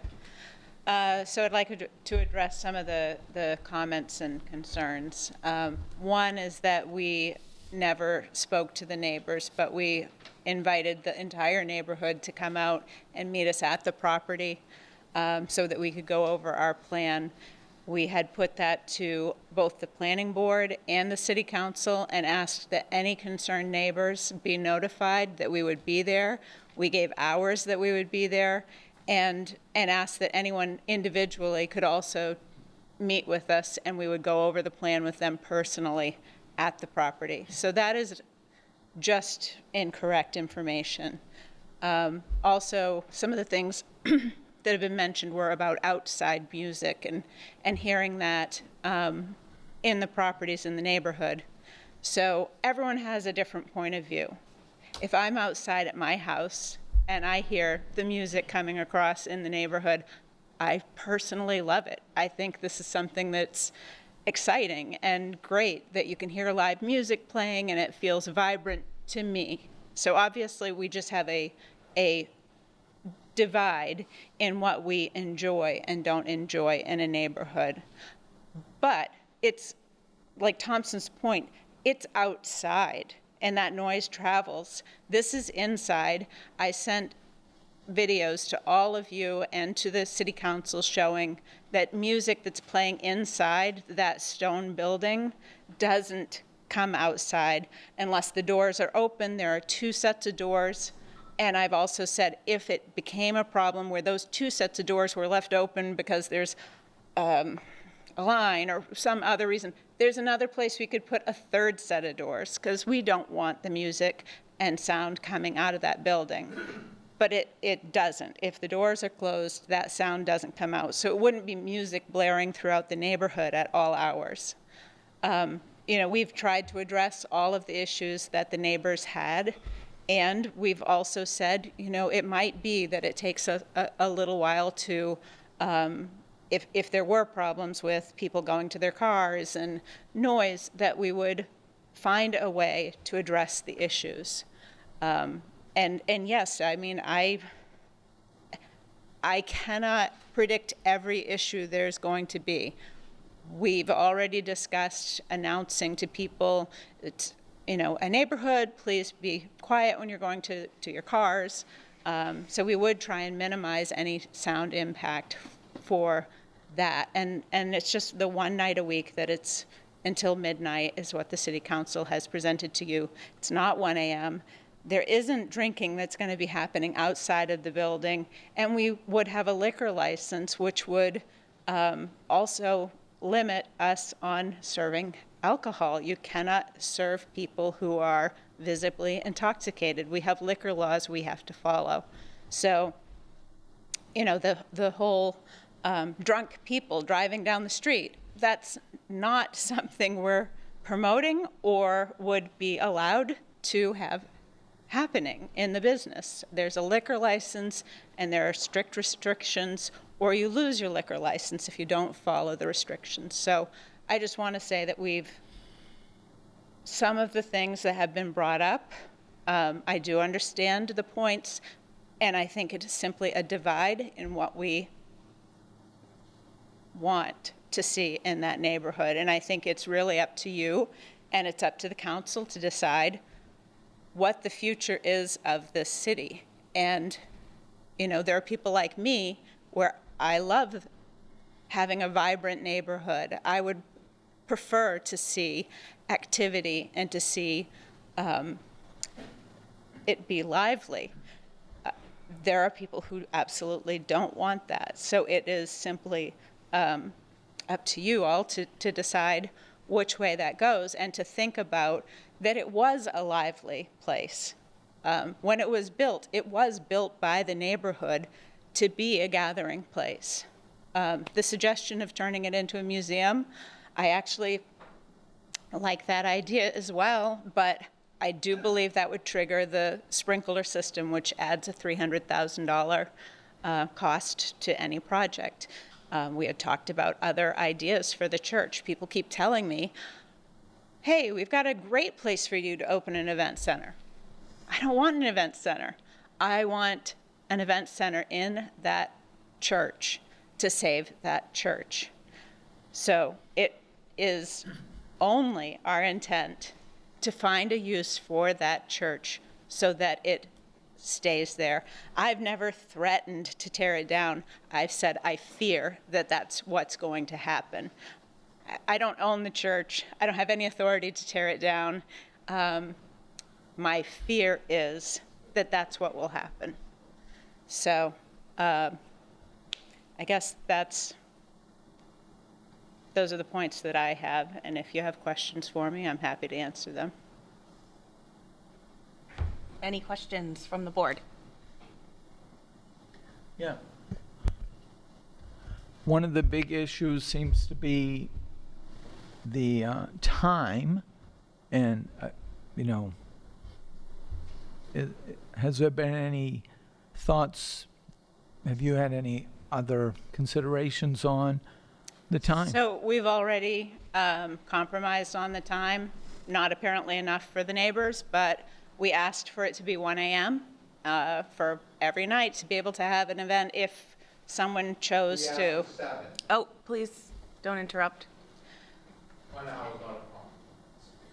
So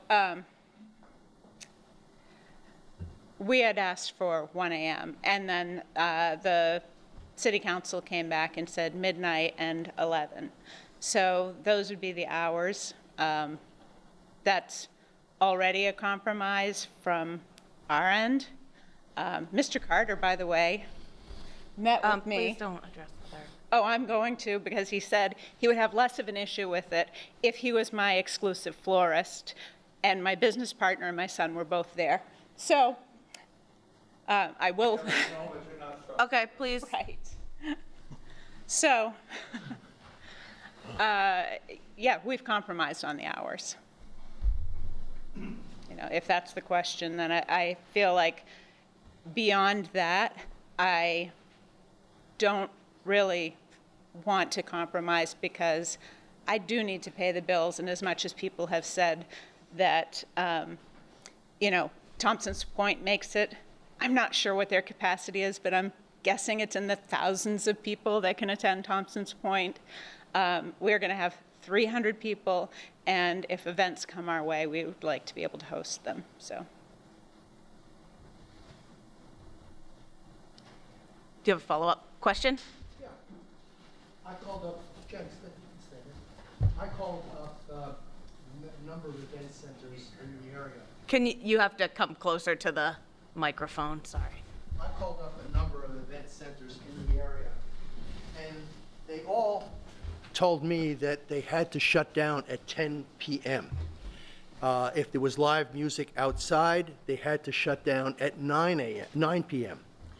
My son was married over at Point Lookout over in Lincolnville or Northport, and at 10 p.m., everything stopped. The music stopped, the bartenders, there was a line of people, and he was making drinks. At 10 p.m., he stopped, and that was it, and everybody that was on the line had to stop.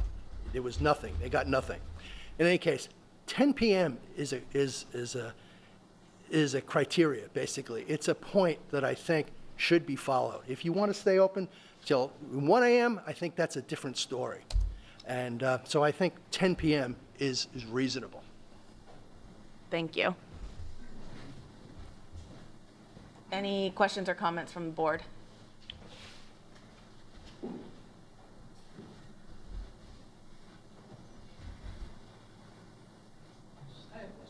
Yep. You'll have to come up.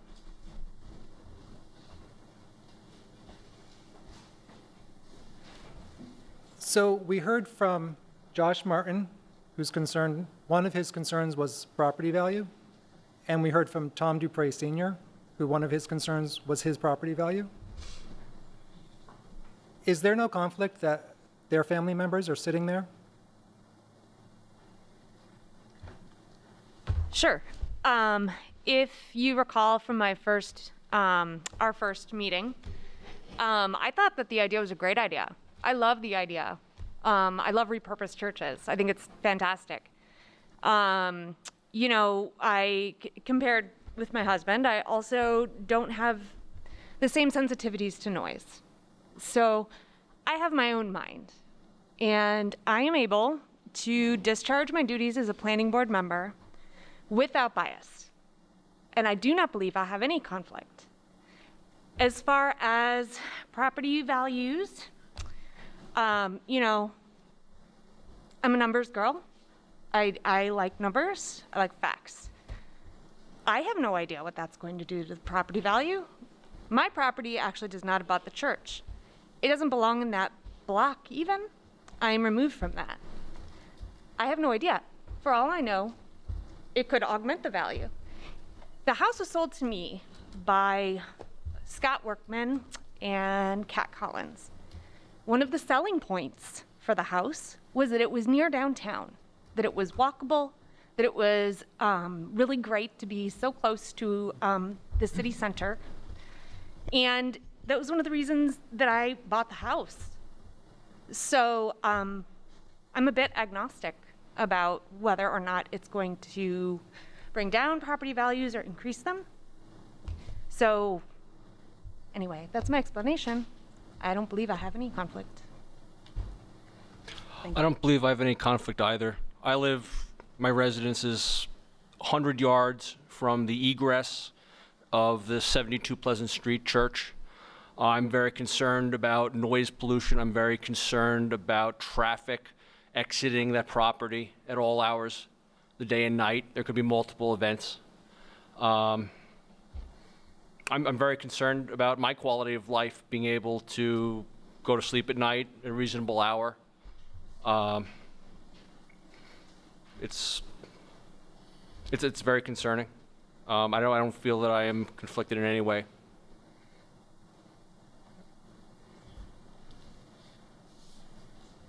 Okay, thank you. Any other questions, comments from the board?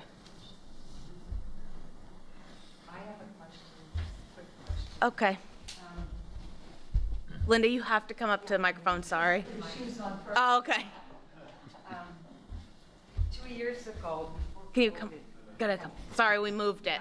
before COVID, we went to an Al Corey tribute New Year's dance, gathering at the Elm, and we all had to be out of there at 10 o'clock. So I'd like to ask why they need 12, 1 o'clock? Like, why is that so necessary for you? Would you like to answer that question?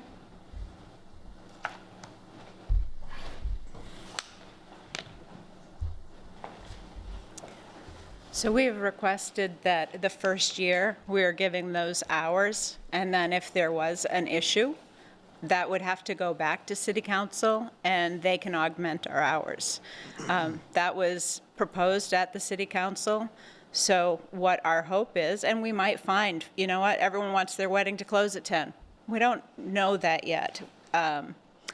So that could be augmented after the first year. And the City Council would absolutely have the ability to augment that after the first year. We've requested that we have a year to have those hours and that they then reevaluate. That was recommended by the mayor, and we had agreed that that was a great compromise. So that's how we came up with those hours. I don't know what's going to happen, if there's some kind of corporation that wants to have a party, like a company Christmas party, and they want to go to 11 or 12. We don't want to say no.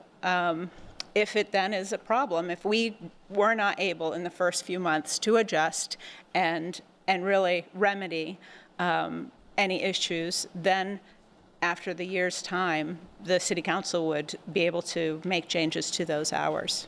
I will say, Jen, as someone that both plans a lot of events as a career and also has run an event center, it is general practice in the contract to set a complete closing day. Like, you're the business and you set your closing hours. The people renting your business don't set your closing hours. So it is very customary, in my experience, that most places I've ever had an event end at around 10. And we also feel that most of our events would likely meet that threshold, but we want the ability to have events that go later if people request it.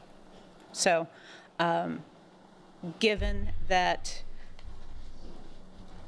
we know we have a mortgage to pay, we just want to be able to have that ability. Like I said, if after a year, the neighbors are still coming to the city council saying their liquor license is up for renewal and it's a problem and we hear noise all the time and it's, you know, if there are problems, they will have a voice, and the city council will say, you know what, you were given the opportunity, you didn't meet the standard, and we're going to change your ability to have extended hours. So the problem that I have with that is that, as we heard earlier, a lot of people on this board, actually, this is their first time at an in-person meeting. Like, so in the past 18 months, we have new planning board members. The city council also changes frequently. People move out, they need to leave, give up their position. The mayor changes. So we could end up in a year with people on a council that have no idea why that provision is in there or what the neighbors are talking about, and just be like, whatever, and bypass it. So to me, that's not a strong enough argument for being able to have very late events. Well, it's an opinion on what's very late, 11 p.m. Well, and midnight. said that you close your bar downtown at 11 because you don't want it to get rowdy and out of hand. Right, it's a whole different situation because we have neighbors that have rowdy clientele. And so we don't want that clientele then coming into our business.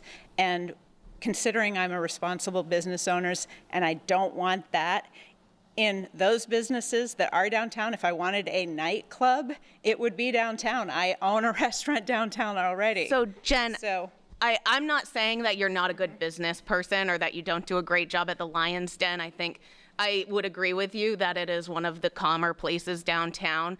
What I am saying is you have to understand that just like you don't want that clientele coming in from your neighbors downtown, these neighbors don't want that clientele seeping in to our neighborhood as well. I was sitting on April's porch with her earlier, and the kids are playing in the street and riding their bikes, and they set up a lemonade stand, and they're just going back and forth between all the houses because they know everyone. I don't know that I would feel safe having my children doing that if we then have an event downtown just a block away and a lot of traffic coming through. I know we've talked about the Gilman Street School, and it is a residential area, but it has greatly increased the traffic on Morrill Ave. And cars drive very fast through there now. It has changed, even that little bit where people are just living there has changed the neighborhood pretty dramatically. And they're not loud or anything, and I don't think very many people have a problem with it, but it has changed the dynamic of the neighborhood. It has changed the safety of the residents that have lived there for many, many years. And I think that it's important that you keep that in mind. So when they're saying, we would like you to close earlier because they don't want that leaking into their neighborhood, just like you don't want those rowdy customers from the bars next to you in your establishment. Right. You have to think of the neighborhood as their establishment. But whether we close at 10 or 11 isn't going to affect the children riding bicycles on the street. That's a completely different time of day. I'm just trying, it does if it's a wedding that's there all day and all night and everything else. You have to understand and my some of their concern concerns. is exactly what you just said about Gilman Street School. So when Gilman Street School was proposed as, low-income housing, the entire neighborhood was against that project. It has turned out to be a very nice project. And as you said, it's increased then the traffic. And my fear is, though, they're going to tear the church down. That is my fear. It is not a threat. But we don't It is a know if fear. they will tear the church down, and that's not, we don't have any proposal in front of us saying that they're going to tear the We church down. don't, but that's why I specifically want to save this I building. don't think that it's relevant I do to think say it's that because relevant. it's not on the table. I think it's relevant because then there would be more housing there, and there would be more traffic. But what you and see, I Jen, own directly across the street. You I see own that that the property. only issues with this is the late night. And you're not even willing to give on it. I So did really, give. I asked I know, for but one. Let's be. You know, so You asked for one what? no, I asked for 1 a.m. 1 a.m., 7 days a week is and ridiculous. then we've compromised to 11 and to midnight. I know, and I don't think, nobody's happy with that. I So it's gotta be understand. to a point where it's like, hey, we want you to close at 9 on weekdays and 10 on weekends. Right, And but it's like- we here at these meetings have gone past 9. So if there was an event center and I said, I But want to host here's, you guys. Here's the reality of it, though, Jen. We all know, because we've all been to events. Mhm. The later it gets, the drunker you get. That's just the reality of it. When people are partying, especially, I mean, come on. There's a reason you shut your bar down at 10, 11, right? It is not because of there's our a reason, clientele. right? But it's because the people that continue to drink later in the evening get rowdier and rowdier. That's the way it is. Between 11 and 3 a.m. is the bulk of OUIs. Right, and that's license or no because the liquor people that license, stay people are out later are generally the younger crowd, and that's not what we want. We want weddings, we want, What you're up against is But you're a- not a just talking lot about of people weddings. that are no, we're not not. for that. I understand that. I think it would be a very different conversation if we were talking about this being only an event center, right? But we're talking about events and live music that goes very late into the night. I've been to a couple concerts in my day, and I can tell you that they get pretty rowdy, and that's when they end at 10. Right, and so every once in a while, we might have a concert. We've also said comedians, we've also said theater events, so, you know, You can't it's, tell us how often. So every once in a while doesn't Right. tell us how often this is going to be disruptive to the neighborhood and how much it is going to change the existing use of the neighborhood, right? Right. And that's what we're talking about here. We're not talking about what they could have hypothetically ever done in the church and when they could have had mass or how much alcohol someone could have drank. We're talking about what the existing use of that neighborhood is. It's a neighborhood I live in, and I can tell you there is nothing happening there after 9 o'clock. There's nothing really happening there after 5 o'clock, if we want to be really honest. Yeah, why don't we do like a 1 minute follow-up comments, just so we can keep this going and get out of here at a reasonable time. So, Josh? I have a question, actually, I think for the, for the attorney representing the city. Yes. It's been mentioned a couple times that there could be a review of this down the road to see whether it's working. It's my understanding, just from reading the ordinance, that there's no such time clock on that ordinance, and I don't know what would be the process of reviewing this later on, and whether even the contract zone, once established, could be withdrawn as it's currently written in the draft ordinance. As it's currently written, there's no sunset provision, there's no look back, but that's something that the city council could address if that's where it was going. This was tabled after first reading, and so I know there had been some other discussions about looking at this after a year or whatever. That had not made it into that draft at that point. That's something they could do. One thing to think about, if this property is rezoned through this contract zoning to allow this use still would require site plan approval from the planning board. That's one of the conditions under the contract zone, which means it would come back to look at parking, access, traffic, all of the requirements that are looked at under site plan review by the city. So just something to keep in mind as well. Thank you. Kate? Just in response to, having the ability to close your business because you don't like what the neighbors are doing, I can't close my house. and go somewhere else because I don't like what the neighbors are doing. And I just, I said this earlier, but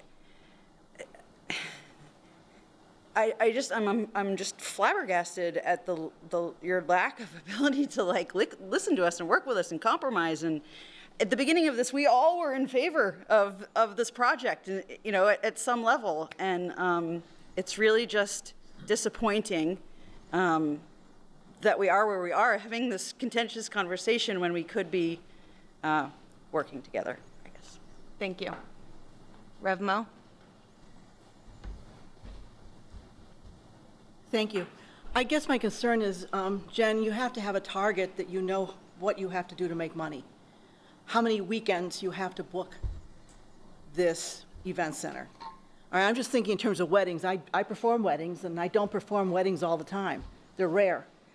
And I've asked several other clergy. They have a couple a year. It's the same thing, So I don't know where all these weddings are coming from, and I know there are a lot of people who are unchurched. So that could be where you're getting your clientele. But I guess I'm asking you is, what have you projected? How many weekends do you have to book so that you can make money? Do you have a projection? Well, what's the business plan? Yes. So It's been approved by our bank, they've looked at it, so, I'm sure. They're not living in the neighborhood. That's something that I need to share with the public. Well, okay, so let's project that you certainly are going to have to book more than a midnight mass at Christmas. And so that you're probably going to have to book at least one weekend a month. I would imagine you'd probably have to book 2 weekends a month to make money. If you could just finish up your comment, thank you. And so I'm trying to get to something, and Jen didn't want to tell us. She didn't. She said she has a business plan, but we haven't seen it. So I'm suggesting that this is some pretty heavy usage in the neighborhood. It's not like a one-off. It's not a Christmas Eve mass. And so I think for you to make money, logically, you'd have to really overbook that. You'd be booking and booking and booking. And I think that's the pressure on the neighborhood. And I think that's what people are really concerned about. Thank you. Thank you. Okay. I don't have to get up and say this, because everybody can hear my voice. You have to be near the microphone. Sorry. We have some people on Zoom, so. They can't. The difference, I guess part of what bothers me is they keep on saying an event center, okay? Event centers close at 10. Bars, nightclubs stay open till 1. That's the difference. If we're going to call this an event center, she should follow the rules of all event centers. Either that or call it what it is, a nightclub. She wants to open a nightclub in our backyard. Nightclubs stay open till 1. Okay. Thank you. So Jim, I guess my question to you is, I know we had some issues with the sound in the beginning.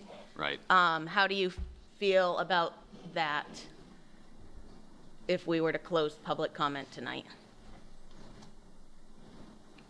It would probably, if you wanted to just err on the side of caution and continue the public hearing to the next meeting 2 weeks from tonight, to take any additional public comment from people who may not have been able to participate because they weren't able to catch the Zoom link, because that did get disrupted. That should be fine. I say 2 weeks. Well, the problem is we're moving to Tuesdays, and we can only have Tuesdays when the council's not meeting. Ah. So the next meeting would be the 24th. Tuesday, the 24th of March.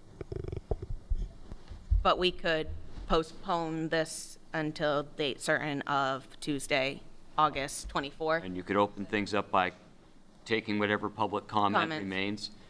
Recognizing you've heard from the public already, but if there are those who hadn't had a chance to speak, you particularly would want to hear from them.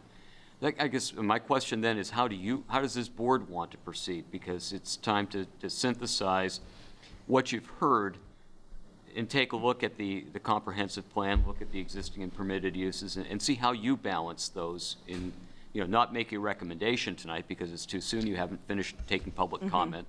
But how do you want to deliberate on that? Do you want to start this evening, or do you want to think about it and come back on the 24th and talk then. What do you need to help you for that? It seems to me that we've heard loud and clear what the neighbors are saying. I don't know what happened with the Zoom, but were people able to get on later? I mean, so the meeting's been going on, so I'm assuming anybody that might have had a little trouble was still able to. Well, the problem is connect. that a lot of people weren't able to hear the beginning of the meeting, including Hillary, and Okay. it violates the ordinance that we passed last week. Okay, I didn't catch that part. I thought you said people weren't able to connect, so. But we've certainly heard loud and clear. I've taken bike rides, I've talked to the Rismonians and others. I've heard loud and clear what the neighbors are saying. I'm ready for us to move on, whenever we can. I would feel comfortable moving on with the memo. It is after 9 now, so I would like us to wrap up fairly soon. Oh, Hillary, did you have a comment? I did. I was going to say, yes, I and others who were part of the meeting earlier really, truly couldn't hear. And I know that there were others who left the meeting who had wanted to join. So I think that's problematic. I think we need to be fair to anyone else who wanted to be heard. And I'm hopeful that our connection once we join at the Elm will be better. Is that correct? So the equipment that the city has purchased that resides at the Elm is specifically made for these sound issues. So I would agree that that will move a lot smoother once we're there. Yeah, because I'm even thinking about like trying to deliberate right now. I mean, I can hear you crystal clear, and I was able to hear once we had the sound fixed. I was able to hear everyone else well. I would personally appreciate the time to be able to go back and watch the video if I can of the first couple of speakers at the beginning, including the Bacchus partner. But right now, for example, I could barely hear what Bruce was saying. So some of the sound is inconsistent. So I'm even thinking for right now, the possibility of being able to collaborate effectively right now, I think would be challenging. Thank you, Hillary. Now, I will say, the longer we put this on, I mean, again, I just think we're ready to make a decision. We have had this for weeks and weeks. It's got to go back to the council. I don't think it's being rushed. It's costing the city more and more money every week because we have an extra lawyer. I think, yeah, so the neighbors have a lawyer. So I think we've done our due diligence, and I respect the process. I really think it's time to, for us to send it to the council one way or another. Yeah. And Jim, would you use? Well, I think you've said you've heard from the neighbors. I think several of you have said that. The question is, what have you heard from the neighbors, and how would you balance the comprehensive plan goals and policies given what you've heard? Because that's the next step.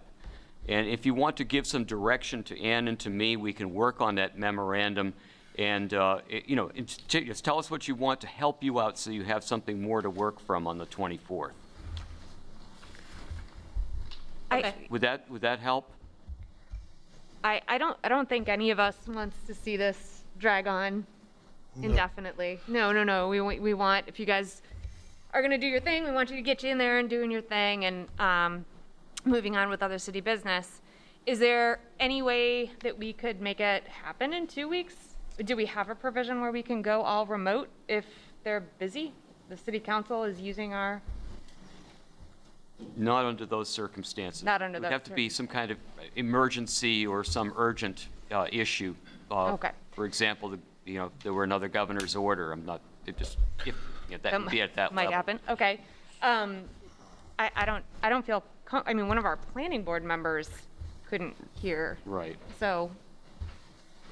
And I think it's really important to note that it actually violates the ordinance that we passed last week, and state law. So. And we've been in We trouble definitely for want to be cutting corners circumspect. already. We're just looking for some direction to see how we Yeah, can do that would help you. Well, I think we heard a lot of comments about everybody's quality of life. And I think we've heard a lot of comments, Jim, about the existing use of the neighborhood, and what is permitted in that neighborhood right now and what is happening in that neighborhood right now, and how this would impact that existing use. I think we can get started knowing that it's going to be something that this board will discuss at its next meeting, and will have the opportunity to make any changes it wishes. So we can start putting those comments in without making a final decision. That will be up to this board. So we'll work on that. Yeah, I mean, I know I have a lot of quotes, and I know I've been watching Dave because we have to like look at this Zoom thing together, but I know he has a lot of quotes and stuff. Maybe if planning board members could synthesize those and send them to you, would that be helpful to add to the memo? If you individually wanted to send Yes, me not something, obviously not as a right, group. we're not going to have a meeting over email. We know that. If you had comments that you wanted to send to me to put in, that would be great. And I'll assemble the comments. I'll work with Ann to make sure that we have something that then the board can look at, the public will be able to see. This is not going to be in secret. You'll share comments with me, we'll put together a draft. It will be for discussion purposes. It will be open to public inspection for the next meeting.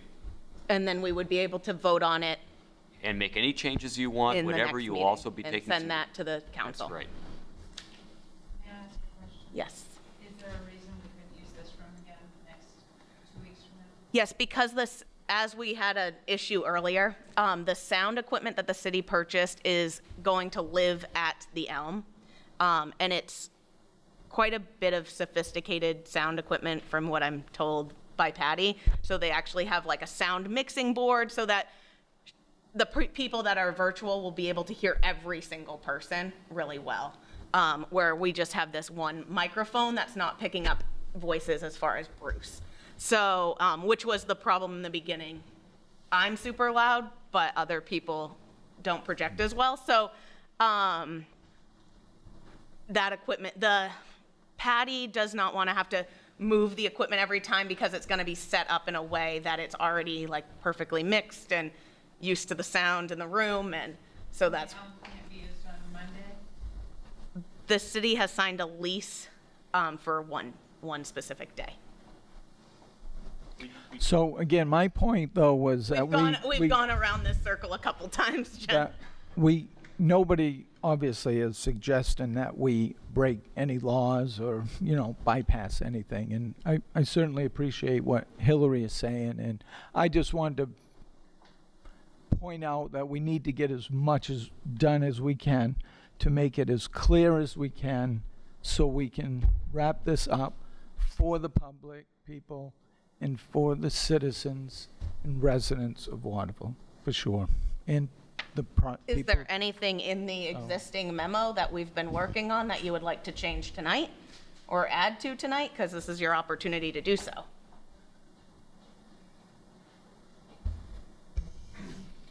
There is nothing specific that I have. And I do have a question actually for all three of you. I feel like there is a varying degree of feelings about the project in the neighborhood.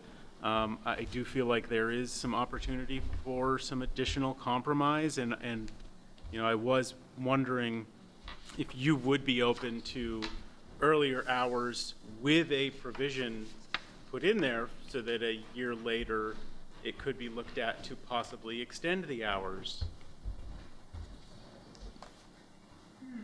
So nothing that I would even say I need an answer on or anyone needs an answer on right now. I would like to hear opinions of the neighbors on that option as well, but. I've mentioned before, I don't even know that we would be up and running at the event center that quickly. So, we're gonna have renovations on all three properties that are there. And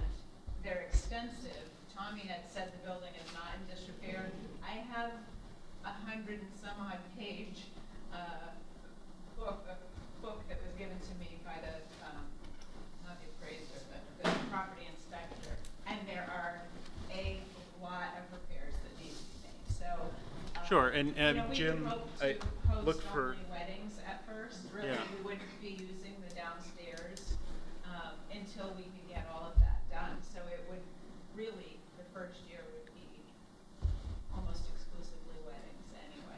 So I guess my question, yeah, I do want to say, so if that is, this is the first time we're hearing that, and you've been saying, I did mention it at this is another- the first time It might have been at the city council. I've heard that, Okay. that the first year, you wouldn't plan on really being able to have any late night events.